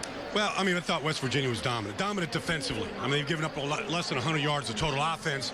Georgia Southern's battling, but the big difference in this game is the big pass plays of Skylar Howard to a couple of young, really talented wide receivers. They spread the wealth. There have been 4 plays over 40 yards in the passing game. 2 went to Javon Durant. 2 went to Shelton Gibson, and the defense certainly made their mark in the first half, as you see in the highlights. Yeah, it did. I mean, they just smothered this read option. But you look at the big plays here in the first half. Here's Skylar Howard to the talented freshman Javon Durant, 41 yards. His first catch is a touchdown for West Virginia. Here he is running away from the defensive back on a post, be able to bring that ball in. And then Shelton Gibson on the other side, the 2 talented outside wide receivers. That one for 57 yards. You know, and Skylar Howard has been the big play machine at quarterback here, Mark, I thought, in the first half. And then defensively, they just smothered David Upshaw. And this whole, zone read option that they like to get. We got 2 takeaways, one by Carl Joseph, an interception here in the middle of the field. Drayvon right there, great play, going up for the ball, playing it like he's the receiver. And you can see, statistically, just a dominant first half. 319 yards, 89. The one thing about West Virginia, they're only 1 for 7 on third down, and they've had to settle for a lot of field goals. So Georgia Southern is battling and hanging in there. To the Quicken Loan stats for the first half of tonight's action. Now, a report down on the field from Leslie McCaslin. Leslie. Well, guys, not surprising that Georgia Southern head coach Willie Fritz was very pleased with his defense in the first half. He said, our defense was great. We put them in some really bad spots. I asked him, though, how he gets things going offensively. He said, well, we had 4 or 5 run plays. He said, we just got to get bodies on bodies. He said, we need to hit the play action one time, and he said, our guys will calm down here in the second half. Mark? Leslie, West Virginia at home since 2003, the 11th best winning percentage in the nation, 59-19. They've won almost 76% at home. 30 of their last 32 non-conference home games have been a win. They lead 16-0. Skylar Howard in his 3rd collegiate start. He played in 4 games last year, started 2. Now his 3rd start, and you saw his numbers, 10 for 19, 246 yards. He's generated, about 180 of those on 4 plays. Yeah, I mean, the big pass play really did the difference. The first big one to Durant for 41 yards, that's their only touchdown of the day. As Dana Holgerson, I don't think is happy at all with the first half. I don't think any coach in America should be happy after the first game or the first half of the first game. I mean, it's just the starting point, the building point that, where you're going to take leaps, hopefully, to improve. And so I'm sure he gave him a mouthful at halftime. I think what's happening tonight, Brian, is, and especially in the case, for example, of Shelton Gibson and Javon Durant, unknowns going into this. Durant, a true freshman. Shelton Gibson, only 4 catches last year. One of the great honors at a golf tournament is to be the announcer who says who is on the first tee box at the U.S. Open or at the Masters, getting that opportunity. And tonight, we're on the first tee. We get the chance to announce the first hole, if you will, of Shelton Gibson and Jovan Durant, and they've driven it right down the middle of the fairway, metaphorically speaking, so far. Yeah, you know, you think about West Virginia last year, opened up at Alabama. Right. Nobody really knew who Kevin White was. He had 10 catches against Alabama, touchdown a year ago, went on, became the 7th pick in the NFL draft, and blistered the combine with the 4.35 40. And Skylar Howard has a couple of players that kind of remind you of Kevin White. The one, of course, is Jovan Durant. He's not as big or strong as Kevin White, but he might be just as fast. Kevin White, that was the 5th first-round pick for West Virginia since 2000. Nick O'Toole, line drive kick, and they are going to run it out. Derek Keaton, as noted earlier tonight, Derek Keaton was 10th last year in FBS. At 27.8 yards per kickoff return. He had 16 opportunities to do so last year. A senior from Camden, Arkansas, limping a little bit coming off the field and returning it right out to the 25. He could have taken a knee, and that's where they would have had it, at the 25. Well, you know, Willie Fritz said, you know, to Leslie at halftime, like, we've got to hit one of these pass plays. They haven't completed a pass in the first half. Albeit now, there's been 2 major drops by wide receivers. But these safeties of West Virginia are sitting at linebacker depth. And Willie Fritz knows we got to loosen these guys up. And the best way to loosen them up is to hit a big pass play. Willie Fritz, second year at Georgia Southern.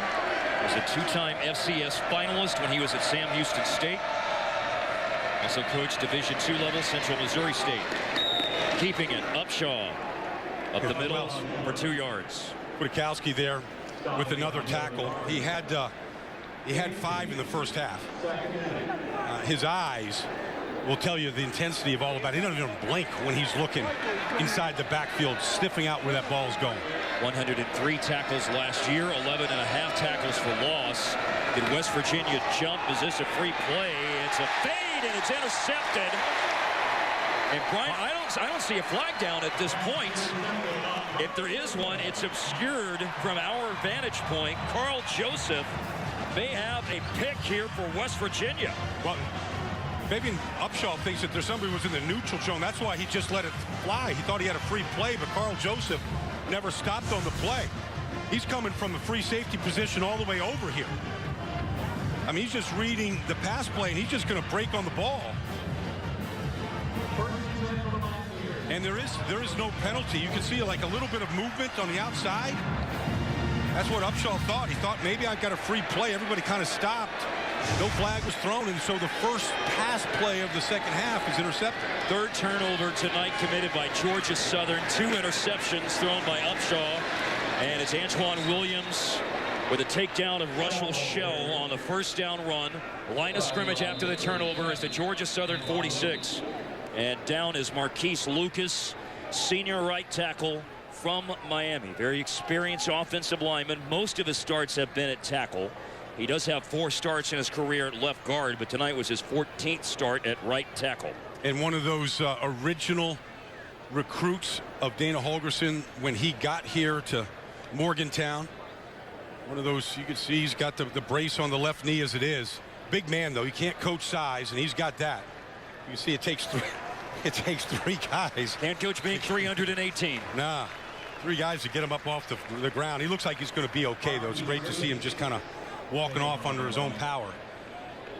Dana told us yesterday that, look, we had a lot of live hitting in training camp this year, over 600 snaps. That means guys like Lucas and Carl Joseph were getting after it on the practice field, and it paid off.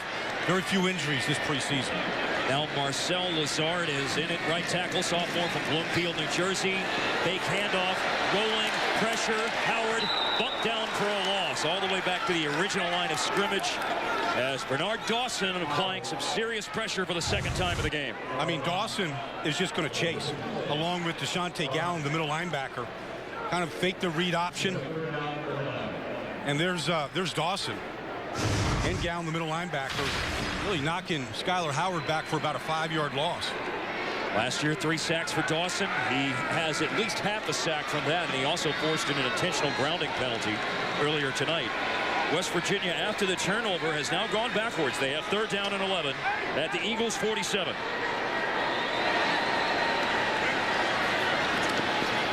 To throw the ball, Howard. Or will he? Yes, he will. To the sideline, Wendell Smallwood trying to put a move on Darius Jones and stop well short of the first down. You know, now West Virginia is 1 for 8 on third down. I mean, you know, that's one thing that West Virginia knows that they got to work on, staying out of those third and long situations. But give the credit here to Georgia Southern with how hard they play. They chase to the football. They create negative plays. They haven't had a takeaway yet. But they're just, you know, you just get this, they're hanging around. They need a play to kind of spark the entire team offensively. Middle rush on the punt is picked up well by West Virginia. Nick O'Toole kicks it. And it's fielded at the 8-yard line by Andre Sims. Poor field position for Georgia Southern, still being shut out in Morgantown. But they have not scored after any of those turnovers. 2 of them from Carl Joseph. 1 fumble recovery and 1 interception. Trayvon Askew-Henry also has an interception, but again, West Virginia has not scored any points off the 3 turnovers forced by their defense. The defense has bailed them out after those 3 takeaways. Georgia Southern after the punt from their own 8. Monte Crockett was in motion. Not much room to run. Up to the 10-yard line for L.A. Ramsby. And here's the turnover. K.J. Dillon forces that ball out of Upshaw's hands, and Carl Joseph comes up with it. This long throw from Upshaw, intercepted by Trayvon Askew-Henry, and then the first play of the third quarter, kind of an odd play. Carl Joseph comes over and intercepts Upshaw, getting a lot of All-American notice by Joseph. Certainly 2 takeaways helps his cause tonight. Seam to run, 15-yard line, close to a first down on the keeper for Fabian Upshaw on the option.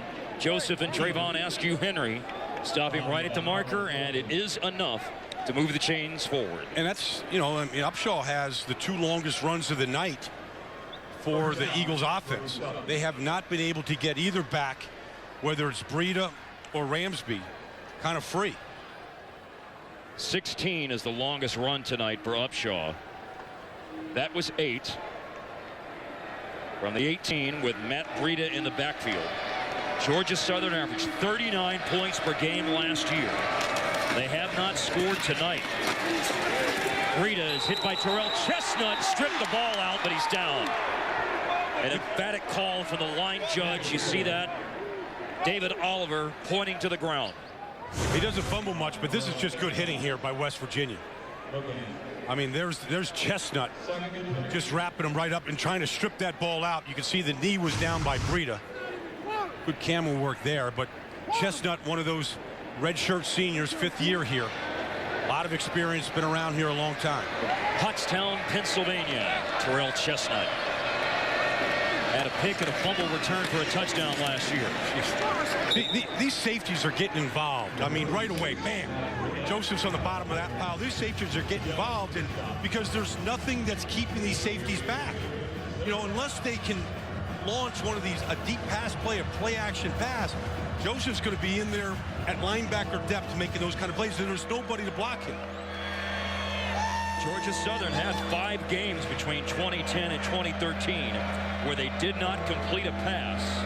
They haven't completed one tonight. 0 for 7, 2 interceptions, 3rd down and 7 at their own 21. Play clock's down to 5, down to 4. 2 seconds, 1 second, snap is back. Blitz, a pass, a pick. Carl Joseph there again. 3rd turnover forced tonight by Joseph. This at the Georgia Southern 29. What can he do? I mean, I don't know how he had that reaction. The ball was obviously poorly thrown, but he turned his whole body around to make that catch. I mean, phenomenal eyes, and Joseph making his 39th straight start here. Poorly thrown, but yeah, turn that body around, one-handed catch. What an adjustment. Yeah. Any wide receiver would be impressed with the adjustment that Carl Joseph made for that. He turned that body completely around, and now 3 takeaways in the opening game of his senior year. We talked about him yesterday. What a nice, quiet, well-spoken kid, but transforms himself once he steps onto the pitch to go play. I can't answer your question, what can't he do? I did look at his Instagram page today. He can even cook. He had some pictures of some dinners that he's prepared. Here's a run by Wendell Smallwood. to the right side, still on his feet, now driven backwards.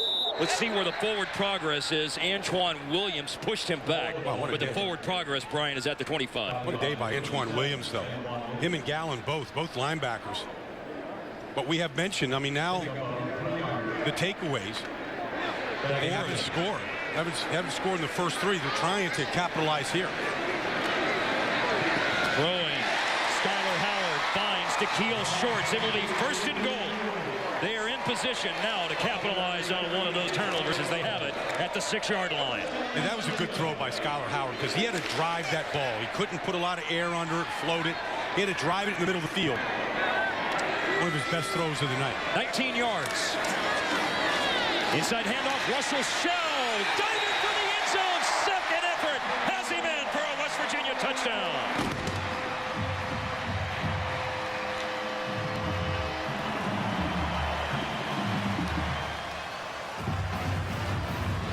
You can only give this high-powered offense so many chances with good field position before they're going to be able to score. They're just too talented. Great throw by Howard, and you saw the second effort by Shell. One of those efforts that made him one of the best high school players in the history of this great state of Pennsylvania. And they produced some fantastic running backs over the years. 7 rushing touchdowns last year for number 7, Russell Shell. His first of 2015 is some 6 yards out. PAT is on the money for Josh Lamberts. 23-0 early in the third quarter. This drive started when Carl Joseph had his second interception of the night. Russell Shell finished off the drive, and Dana Holgerson slaps him on the helmet as he puts the Mountaineers up 23.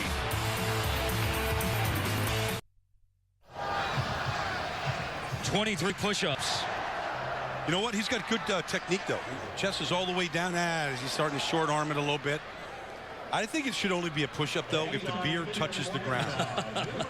Nick O'Toole agrees with you, As Darryl Worley, great talented cornerback here, hasn't been challenged very much tonight as Georgia Southern hasn't completed the pass, and a lot of time talking about Nick O'Toole's beard tonight as he tips off again. Georgia Southern 0 for 8, 3 interceptions in the passing game. Carl Joseph has 2 of them. There's a run back on the kickoff. Monte Crockett stopped to the 17-yard line. Shinny Taft in Los Angeles with another college football game break. Like that. He already has the nickname, huh? Now you just have to live up to it every week. Now it's great to get it to a start for Jim Mora here, replacing Brett Hundley and the 3 great years he had with the Bruins. Running play for Matt Breida for the 17, fought out of the tackle, stumbling forward, best run of the night for Matt Breida, picking up 14 yards. Leslie McCaslin down on the field. Well, Baldy mentioned that Carl Joseph is from Haiti. He didn't come to the States until he was in his teens. He played soccer growing up, so it wasn't until he was 12 years old he started playing football. I asked him, what was it about American football that he loved so much? He said, just the physical aspect. He said, I grew up with 5 brothers. We were always roughhousing in the neighborhood and always tackling on the concrete. He said, those 5 siblings now tell him they always knew he was going to play a rough sport, that he just had that in him. Not only one of the hardest hitters in college football, guys, pretty decent hands too. Yeah, 2 picks tonight, evidenced by that. Hope Jared Barber's okay. Yeah, I do too. He's walking off under his own power. You know, that Carl Joseph, he's going to graduate in December. I mean, not just a football player, but, you know, going to get his degree, you know, at the end of this semester as Jared Barber comes off. And not going to speculate what the injury is, but he's getting looked at there by the trainers, as he should. First multi-interception game of Carl Joseph's career. Upshaw, big hole, 40, 45. Joseph pushed him out of bounds. That's what they've been trying to get loose all night. And, of course, who chased him out but Joseph, who's been all over this field. But he gets out in the perimeter, kind of fakes the pitch. This is what he does best. I mean, we haven't really seen his breakaway speed tonight. That's the first opportunity. He's the leading rusher for the Eagles tonight. 22 yards there to the West Virginia 47. This is the second deepest foray into West Virginia territory for Georgia Southern. Just the second time.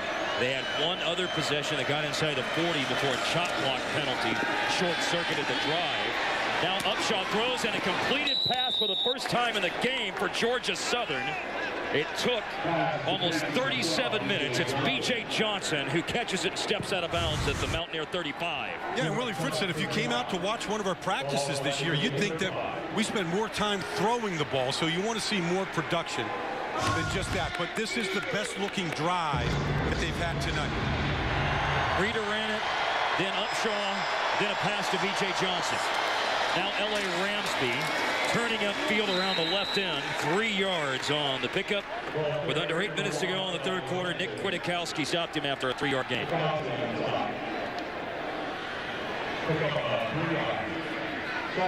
Earlier, Leslie was talking about Carl Joseph. You know, there's a saying in soccer, you get stuck in. That's where your studs get into somebody on a tackle. I bet Carl Joseph growing up, that was the kind of soccer player he was. Would get stuck in, like a defensive midfielder. I wonder if Carl Joseph could do one of those bicycle kicks where you kind of go backwards and you kick the ball over your head. I'll bet he has the athletic ability to do something like that. Back to Upshaw on the snap, and it is closed down quickly. It looked like there was going to be room to run, but Al-Rasheed Benton at linebacker stepping in with Jared Barber out, and he steps into the hole, Wally. He sure does. He takes on the blocker, that perfect technique.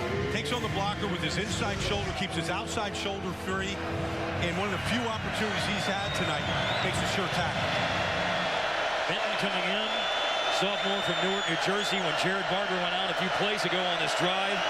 And Al-Rasheed Benton stopped him for no gain. Now 3rd down and 7, Georgia Southern. They are 3 of 10 tonight on 3rd downs. Late in the play clock, it's at the Mountaineer 33. Upshaw. What will he do? He'll get to the corner, and Carl Joseph is there again. Wow, what a performance by Carl Joseph tonight. Because he had to lay out to make this play. I mean, Upshaw's got wheels out. Look, he's under control. He's sliding. And he's just grabbing whatever he can grab. Whatever piece of twig that hangs off the lower limb of Fabian Upshaw, he was grabbing it. Kept him to only 2 yards. Now 4th and 5. This will be the second time it would appear that Georgia Southern will go for a 4th down. Here's some motion from Derek Keaton. Upshaw's rolling under heavy heat. Throws it low. Incomplete. B.J. Johnson trying to come back to the ball. He could not make the grab. Terrell Chestnut on the coverage and a turnover on downs for the second time. Well, Chestnut had the coverage, but they also got pressure on Upshaw. Didn't have a clean look at it. He was forced to throw that ball earlier than he wanted, and the result was an errant throw. But you'll see Upshaw roll out here. I mean, there's K.J. Dillon, the boundary outside linebacker, in his face. Dana Holgerson's defense and Tony Gibson, the defensive coordinator, still keeping them off the board. Over 2.5 quarters deep into the game, West Virginia still pitching a shutout. Now their offense is on the field after forcing a turnover on downs. 23-0, the Mountaineers lead. Got to give a lot of credit to this offensive line. Dana Holgerson said he doesn't want his offensive line to show up. He doesn't want them to be heard from. Just do your job, no penalties, keep my quarterback clean, we'll take care of the rest. Howard faked the ball to Wendell Smallwood, throwing, caught, leaping to catch it is Durant, Jovan Durant, the true freshman, making a big play in the passing game again into Georgia Southern territory, 23 yards. Watch Durant go up for this off one leg. He's like that's like the triple jump going up like that. Like he's riding a bicycle in the middle of the air. I mean, almost. I mean, I'm not going to make this comparison, but like Randy Moss had that type of ability at Marshall his freshman season, where he looked just different athletically than everybody else. Running the ball, Wendell Smallwood, churning, fighting forward near the 40 of the Eagles. 41 officially is where they'll put it down. Darius Sapp from Valdosta, Georgia, a sophomore, 330 pounds on the D-line with the takedown. I'm just incredibly speechless by the talent of Durant. 3 catches, 121 yards tonight, Brian. Yeah. Boy. 40 yards a pop. And speed, athletic ability, leaping ability. High snap brought down by Howard. Smallwood using his hands to maneuver past tacklers and blockers, and finally a big hole opens up He'll scoot out of bounds on the far side from our perspective. Darius Jones forced him out. Big run for a first down. Really an all-around back. Can line up in the slot, patient, can stop and start, pick it up. Really has good vision. Said that Charles Sims, who graduated here 2 years ago, now plays for the Buccaneers. He just followed him around like he was his big brother and learned everything from him. 15 yards on the run now for the end zone. To Shelton Gibson. What's the signal? Touchdown. He brought it in.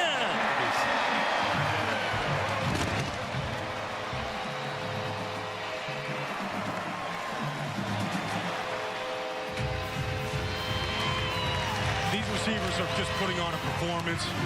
First game out of the blocks here. I mean, you're just seeing incredible ball skills here. But look at how far off the corner is. He still gets behind him on the double move. Now watch him adjust to the ball. He knows he's got to go low for it. 2 hands on it, cradles it, and now the celebration is on. Riyad Jones was the corner in that play. Still got behind him on kind of a double move. And Skylar Howard is got a second touchdown pass of the night. You've got a big play 1-2 punch now with Jovan Durant and Shelton Gibson, and reliable receivers in the underneath game, and Jordan Thompson and Dakeil Shorts that we've seen tonight for West Virginia. It's going to be a fun Big 12. There are some dynamic receivers at Baylor, TCU, here at West Virginia. 30-0 on the extra point. Gibson, 3 catches, 130 yards. Skylar Howard's thrown for 319. And here's a look at Shelton Gibson in the end zone for the first time at West Virginia for the sophomore from Cleveland Heights, Ohio. 30-0, the Mountaineers on top. A lot to cheer about on the opening night of the season in Morgantown, West Virginia. The Mountaineers lead Georgia Southern's Eagles 30-0. Shelton Gibson finishing off a drive with his first touchdown reception. And we've seen Jake O'Toole kick off tonight, but now Mike Molina will have the opportunity. Derek Keaton is back deep to receive. 2005 was the last time West Virginia shut out an FBS opponent, Cincinnati.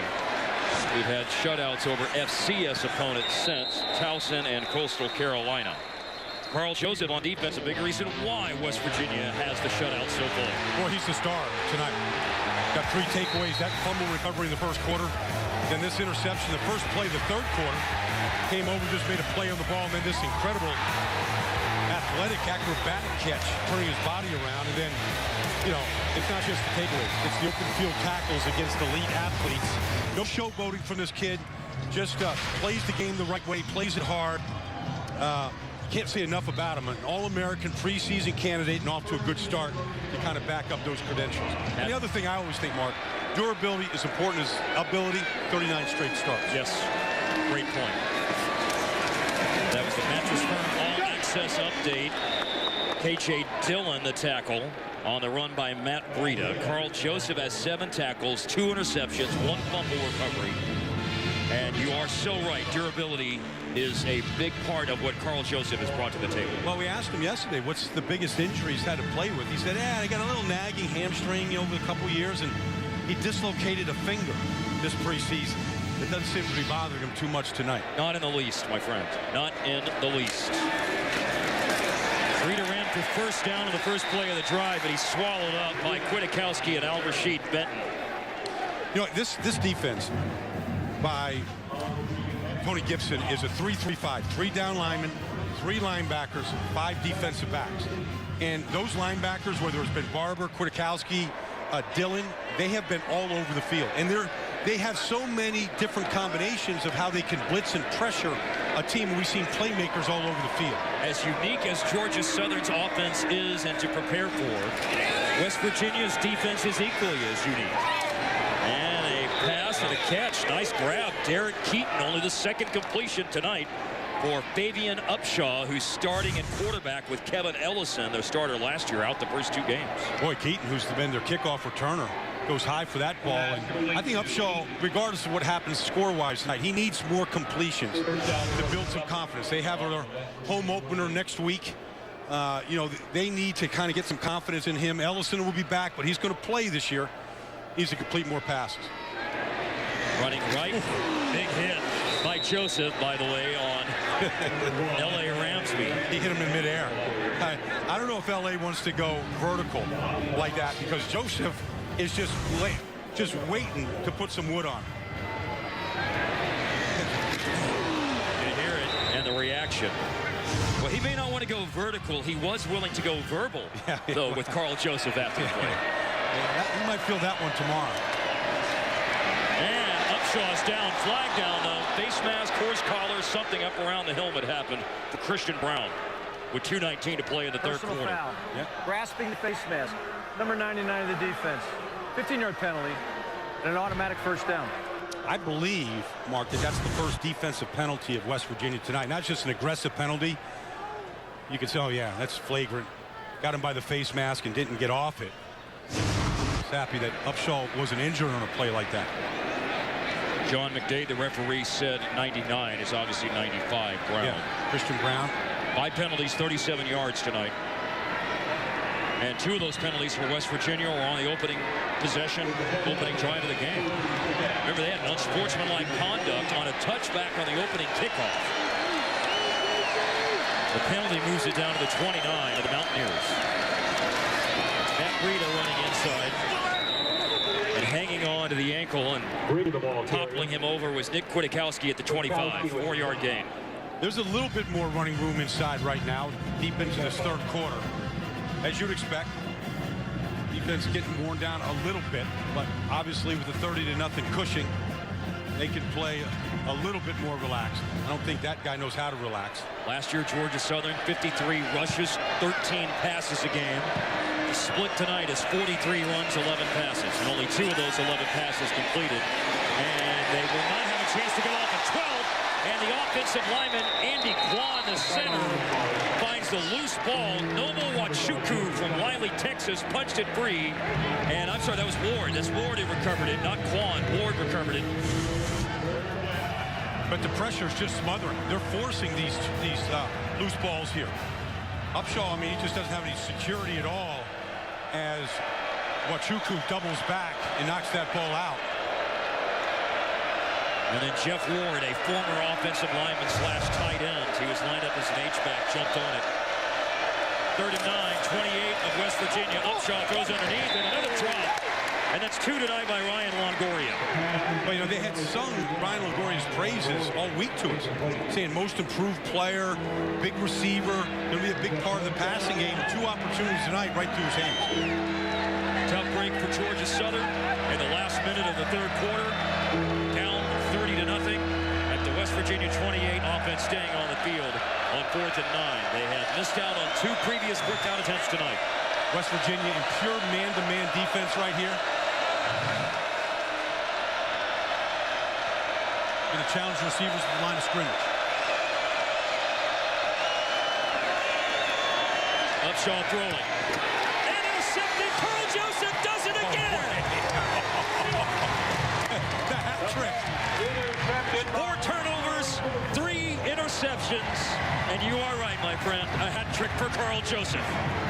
I have never, doing college football now here at Fox for the last 6 years, I've never seen it.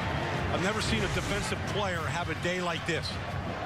Here's it. I said it was man-to-man across the board. He just jumped. I mean, great skills, jumping right in front of the receiver, saying that ball is mine. We've seen it all from him. We've seen open field tackles, fumble recoveries, and great ball skills as he breaks on that ball the way a good defensive back should. And all 3 of the interceptions have been in this order. Wow. Trayvon Askew Henry had an interception in the first half. But Carl Joseph has 3 interceptions in 1 quarter for West Virginia. Wendell Smallwood running and room to the far sideline. And Antoine Williams forced him out on the first play after the turnover, but not before he picked up big yardage. Mark, think about what you're saying now. I mean, if you get 3 interceptions in a season, you've had a pretty good year. Yes. Those are good numbers. If you get 3 interceptions in a game, you're your team's player of the game. But if you get 3 interceptions in a quarter, it's unheard of. Literally unheard of, I would think. I have to look that one up. 34-yard line after the run by Smallwood. 19 yards on the pickup. Howard is dropping. Howard is throwing. And the ball's caught at midfield, and trying to run out of the tackle was Jordan Thompson. He conceded a little bit of yardage, but still has a first down. Okay. Skylar Howard is getting more confidence as this game going on. That's another good throw where he stepped into it, really drove the ball where he had to, put it in a great position for Thompson to go get it. The third quarter is done with West Virginia leading 30-0 in Morgantown.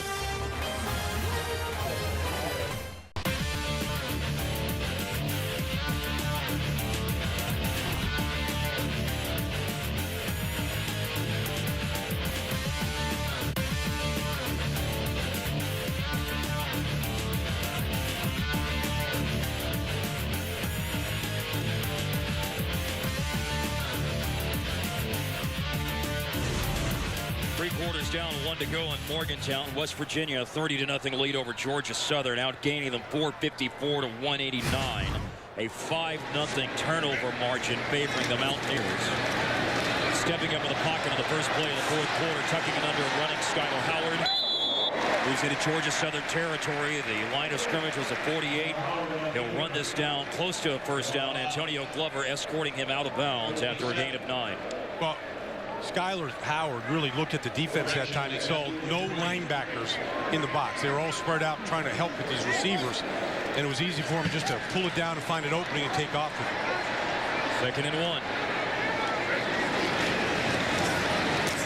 Howard hit behind the line of scrimmage. Darius Sapp, Tay Hicklin. So Bernard Dawson and one of the receivers, Jordan Thompson, talking a little bit in the aftermath. Some afters. One thing I'd say about Skylar Howard is he takes too many hits right now, Mark. He's not a big guy. You know, Clint Trickett wasn't a big guy. He took a lot of hits, didn't finish the season. I think he just has to be careful about protecting himself. Even here, up 30-0, really no reason to keep that ball in that situation. Hand the ball off, let your backs take the hits. They're down and 4 out to the loss. Dropping to throw Howard, and it's caught by Nikhil Shorts for a first down. Bounces off 2 defenders, Darius White and Antonio Glover, and he's down to the Georgia Southern 19. Here he is, just in the slot, just quick slant. Really, the defender never had good leverage to take that slant away from him. And nobody has put more receivers in the NFL in the first round than Dana Holgorsen over the last couple of seasons, and he's got young guys that could end up being first-round draft picks. Evan White last year, Tayon Austin 2 years ago. 19-yard line. That was 26 yards of the pass play to Nikhil Shorts. And it is Wendell Smallwood bursting into the end zone. He's on the scoreboard. Touchdown, West Virginia.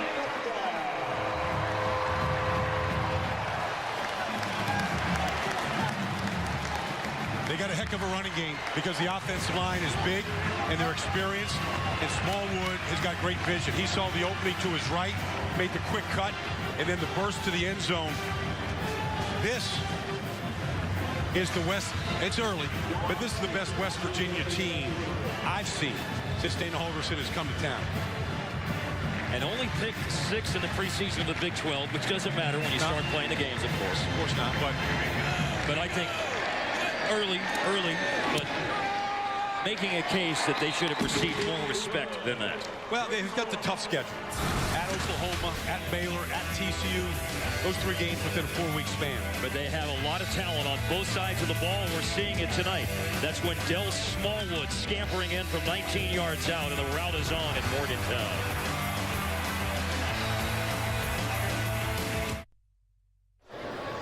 Things happening on the sideline make it look like Skylar Howard's night is done. 6 for 6 in the second half, 16 of 25 for the game. Well, he's really spread the ball around. Of course, the talented freshman, Javon Durant, Shelton Gibson right here with this one. The long ball has been there all night. 4 plays over 40 yards, a couple of touchdowns. This one here to Gibson. I mean, we're showing one deep ball after another. These guys can't get behind the defense, but I thought in the second half, the short and intermediate passes were much better from Howard, just really driving the ball. By the way, it's 135 collegiate passes without an interception as well. Big hit on the kickoff return. Monte Crockett. Jeremy Tyler, a backup safety. And he may be listed number 2 on the depth chart at the spur position, but he is a junior. And you can hear the crunching hit delivered against Monte Crockett. You know, when Dana Holgerson started coaching at Valdosta State back in 1993, he was a special teams coach the first couple of years. Mississippi College, he was a special teams coach, and he's been working with the special teams, working on their coverage units. They had 5 kicks returned for touchdowns a year ago.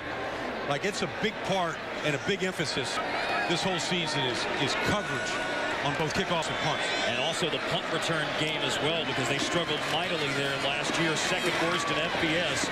New quarterback, Vegas Harley's in the game, handing the ball off. Now we get a Ginny Taft college football game break from LA. Bama up 21-7. That game tonight in Arlington, Texas at AT&T Stadium. This I know. When Nick Saban is a coach, he's got a stud running back. Yes, sir. Or 2 or 3. Running for just the second time tonight, Wesley Fields, a freshman.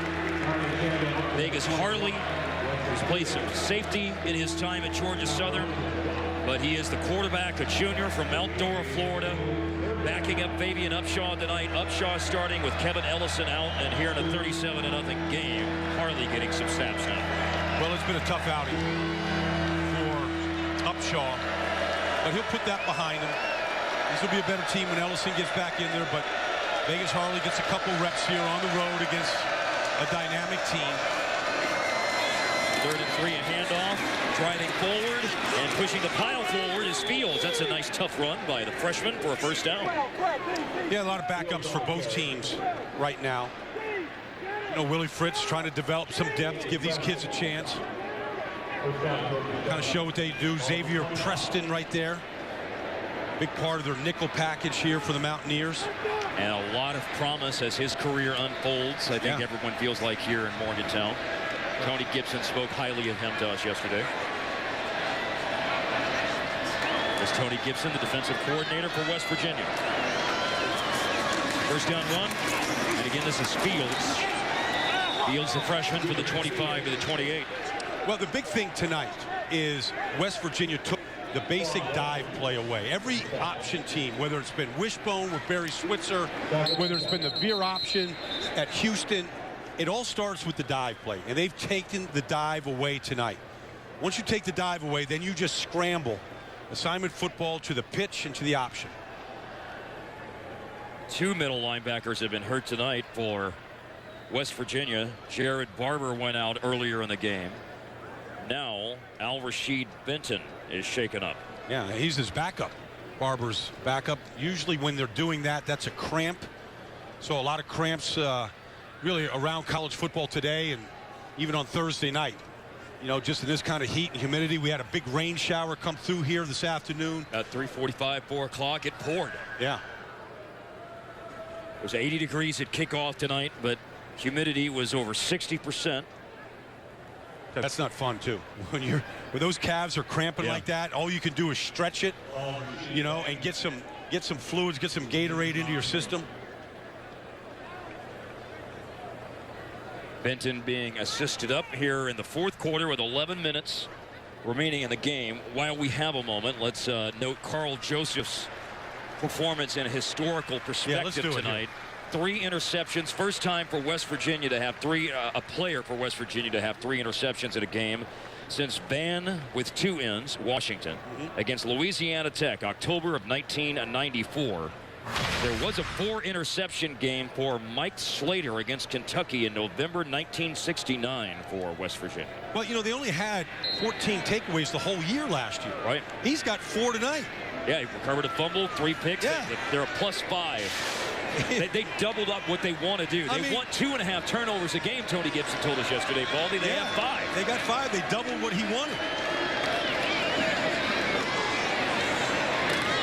Inside run by Vegas Harley. They're also going to exceed his desires in terms of scoring defense, which was they wanted that number to be at 19 points per game. Oh, yeah, I mean, they've hit all their goals here tonight. 5 3 and outs, or 5.5, I believe was the number he told us. Average per night. Oh, Joseph, 3 interceptions in the third quarter. Remarkable.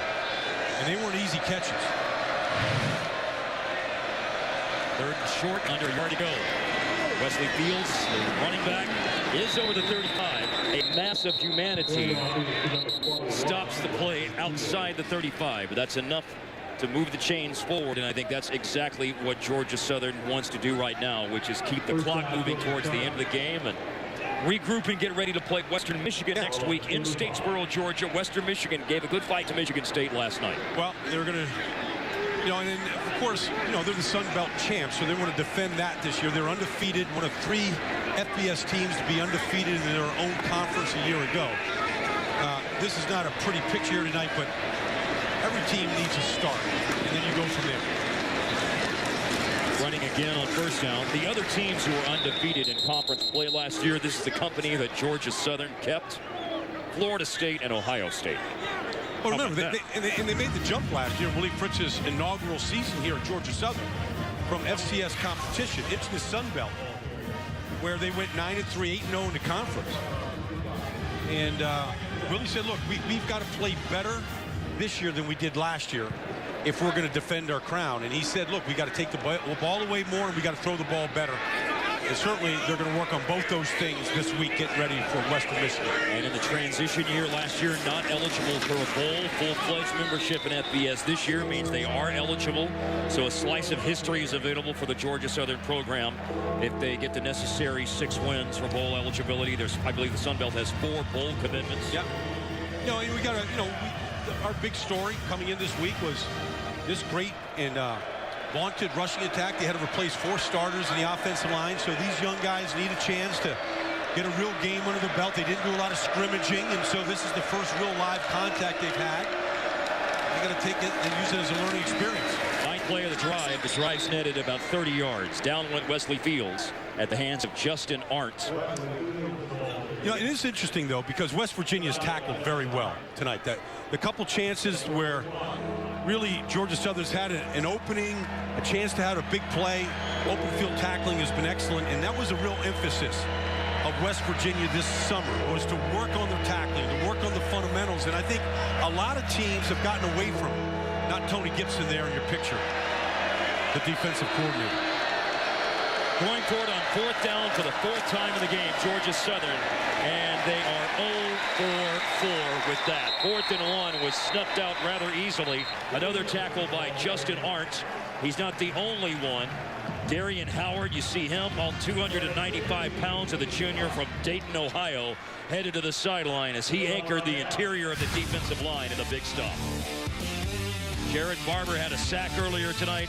Skylar Howard and Shelton Gibson have hooked up for a touchdown. Russell Shell ran it into the end zone earlier. It's all been the Mountaineers who lead it 37-0. West Virginia on top 37-0, middle of the 4th quarter. Here's Leslie McCaslin.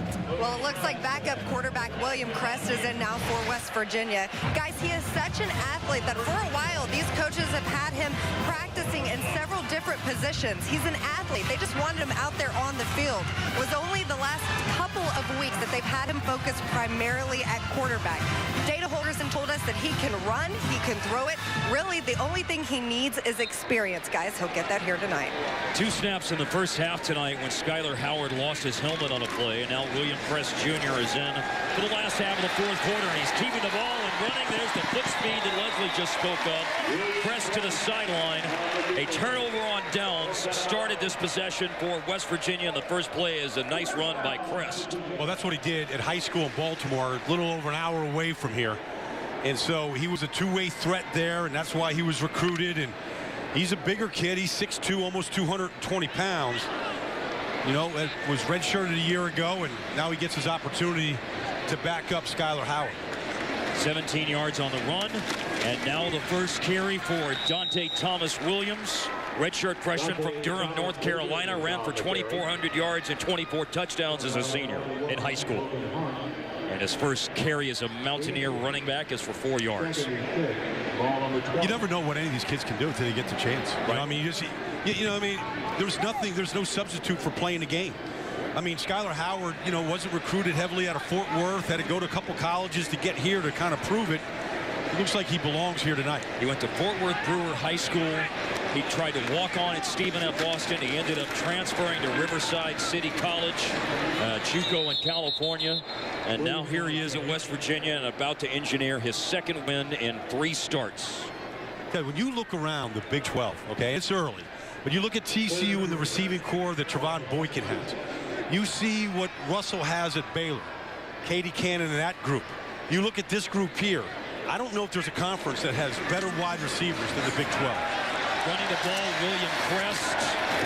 Only 2 for 9, West Virginia on 3rd downs tonight. Antoine Williams throws Crest down. It appears he does have enough, though, but only the third down conversion tonight for the West Virginia Mountaineers. They are at the Georgia Southern 13. Hey, when you look up at the end of the night, I mean, there's going to be a 50-50 ratio run pass. Yeah. I mean, they've quietly run the ball pretty effectively. We talk about the big pass plays, but Dana's mixed in a lot of runs here. 32 runs, 26 passes tonight. There you go. More on that in a moment. Officially, the line of scrimmage, the 14-yard line. Turning and handing off, Dante Thomas-Williams. Powers down to the 11-yard line. Last year, 43 rushes per game for Dana Holgerson here at West Virginia. That's the most rushes for a West Virginia offense on a per-game basis since 2007. Steve Slayton, Noel Devine, Pat White at quarterback. They ran the ball 48 times a game back in 2007, 43 times last year. Well, Dana went to Iowa Wesleyan. When he was a quarterback there, the coaches were Hal Mumme and Mike Leach. And they kind of like groomed him in the passing game, and he's made a little departure from Mike Leach and some of those guys. He believes in the run. And the run has netted a lot of yardage. 2 touchdowns tonight. Russell Shell 1, Wendell Smallwood another as Dante Thomas-Williams runs the ball. But one thing Dana does, they reload. I mean, how many teams lose 2 receivers to the NFL? And Kevin White, 1st-round pick, and Mario Alford, a 7th-round pick that made the Cincinnati Bengals, and replace him with guys that we've seen tonight. Lost 2 offensive linemen to the NFL, too. Mark Lewinsky and Quentin Spain.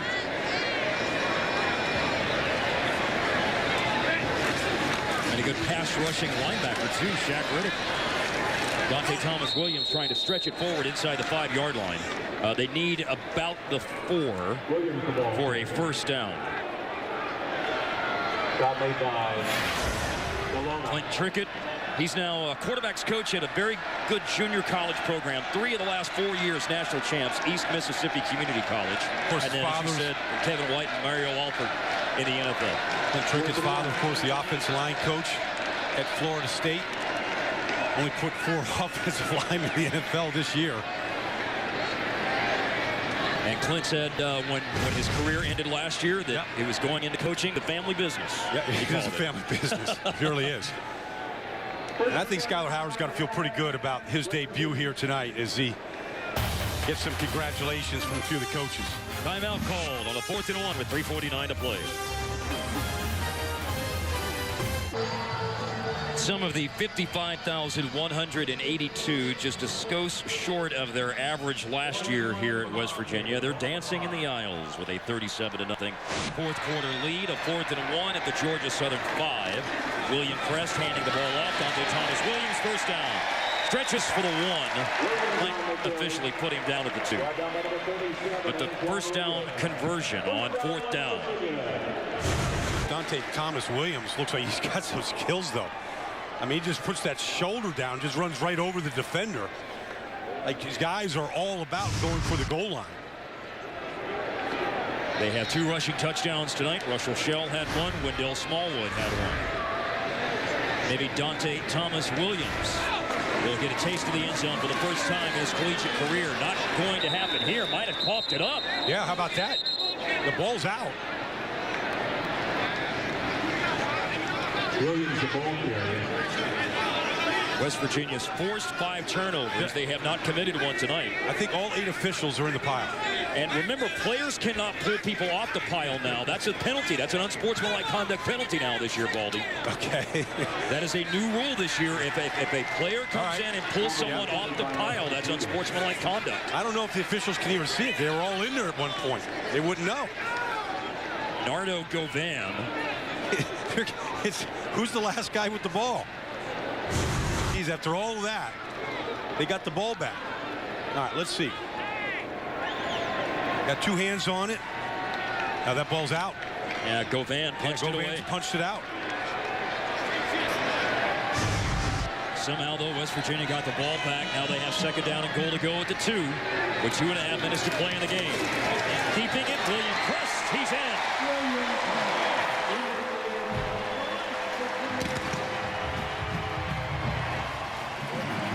He had 1 rushing touchdown last year against Towson, and he finishes off this night for the West Virginia offense.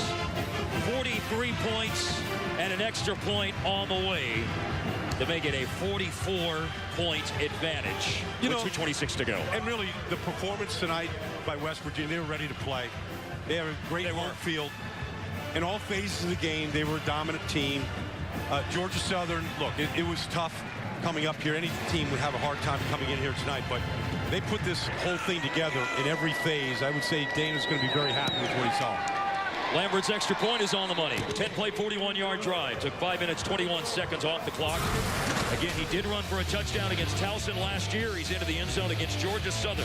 That's redshirt freshman William Crest Jr. from Baltimore. West Virginia, 44-0.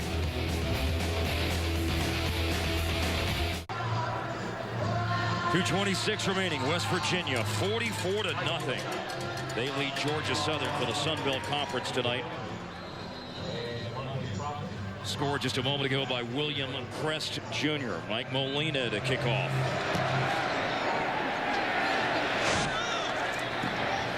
Into the end zone for a touchback. Tonight, Carl Joseph forced 4 turnovers. 3 of them were interceptions. First time it's happened for the Mountaineers in 21 years. Well, that was the first play of the third quarter. Then he turned around on an underthrown ball and made that a one-handed catch. That was his second in the third quarter. And then this incredible break where he's really dropping down to cover the slot receiver. Steps right in front of him, and I'm sure he's got an audience right there, and he's telling them all about it. Although he really isn't a braggart type of player. I just think he has fun. He enjoys the game. He loves the contact of it. You know, but 4 takeaways in one game, that's a season's worth of takeaways in one night. The right inside here on first down for Georgia Southern. Fred Loya Insurance Player of the Game, safety Carl Joseph. You were asking about the last time that West Virginia had an All-American safety, Bo Orlando. Oh, Bo Orlando. In 1988. Yeah, sure. Went on to play with the Houston Oilers. Look at that kid, man. I mean, really what college football is all about. I mean, it seems like he's just embraced it. You know, we talked about, you know, his family immigration from Haiti to Florida. You know, played a big program in Orlando, loved the game of football, loved the contact. Yeah. Recruited here, has started 39 straight games. Ever been seriously injured? Running the ball, Chaz Thornton here with under 2 minutes to play in the game. Dare I say, Brian, he is now the Haitian sensation for West Virginia. Oh, you know, what's the quarterback's name in UCLA right now? The Chosen Rosen? Yeah, the sensation Haitian. I think we got a little bit of a jingle going here. Georgia Southern, last time they were shut out was in an FCS playoff game against Montana, 45-0. You think about before Georgia Southern's conversion to FBS, Montana, North Dakota State, Appalachian State, Georgia Southern, the dominant programs of FCS from the 80s all the way until recently. And now Georgia, and some of those programs are still dominant at the FCS level, but obviously Georgia Southern is taking a step up the ladder. There will be better days ahead for them, but this is a rough go of it tonight as Jared Harper drills Vegas Harley for a loss. You know, stopping option football is assignment football. Somebody's got to dive, somebody's got the quarterback, somebody's got the pitch. You talk about it, you practice it, and then you go out and you try to execute it. Tonight, it's been flawless execution on West Virginia's part when it comes to that type of assignment. Tony Gibson said he started looking at tape from Georgia Southern in March because of the unique nature of their offense. There's only, you see one team like this all year that runs it 80% of the time. Ryan Nowicki to punt. He punted last year, and 2 years ago he averaged a school record at Georgia Southern, over 43 yards a punt, but Matt Flynn displaced him as the starting punter. But Nowicki kicks that one out of bounds. West Virginia's receivers, big plays tonight. Oh, this kid. We're going to hear a lot about him nationally. Javon Durant, 2 big catches there. Adjusts his body in the middle of the air constantly. Shelton Gibson on the other side. Flat speed. You don't put a safety in the middle of the field. These are the type of throws that you're going to see. Gibson adjusting to that ball. for his one touchdown catch. Celebration was on.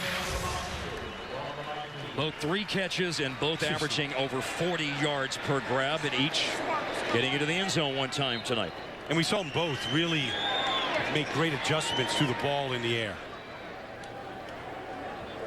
And think of how much of an opportunity they will have to grow, because Durant's a true freshman and Gibson is a sophomore. One knee taken. Willie Fritz and Dana Holgorsen will shake hands, and the 2 coaches will get ready for next week. Georgia Southern will host Western Michigan, and a game against FCS Liberty is what West Virginia is preparing for next week. 12 straight home openers won by the Mountaineers as they are victorious tonight. They shut out Towson in their home opener last year. They shut out Georgia Southern in their home opener in 2015, 44-0. Leslie McCaslin on the field with Dana Holgorsen. Leslie. All right, thanks, guys. Well, Coach, I know you guys are always ready to get out here in your first game and see what you have. So what did you think of your team tonight? Well, I was happy, obviously. You know, it starts with our defense. Be able to shut these guys out. This is a tricky bunch now. We've worked hard. I'm really proud of Tony Gibson and how he got these guys ready to play. To shut these guys out is unheard of. So it's really good with the defense. Carl Joseph, player of the game, 3 picks. You know, just as our team leader. I mean, does a great job. And then obviously, offensively coming back into the second half and scoring a few touchdowns, which was good. Yeah, 3 picks in a quarter. That's unheard of. And then you talked this week about how you knew Shelton Gibson and Jovan Durant were fast, but you weren't sure if they could make plays. What do you think after tonight? Well, 200-yard guys, you know, so we're used to that around here. We've had lots of 100-yard receivers, and looks to me like we got 2 more. You excited about the potential that you see from your team here tonight? Yeah, I'm happy with where we're at. This is 1 win, you know, so, you know, we got to make a bunch of corrections, move on to the next one. All right, thanks, Coach. Good luck. Thank you. Well, one of the great traditions here at West Virginia, Country Roads plays as everyone gets to, in unison, sing and have a good time tonight after a season-opening victory.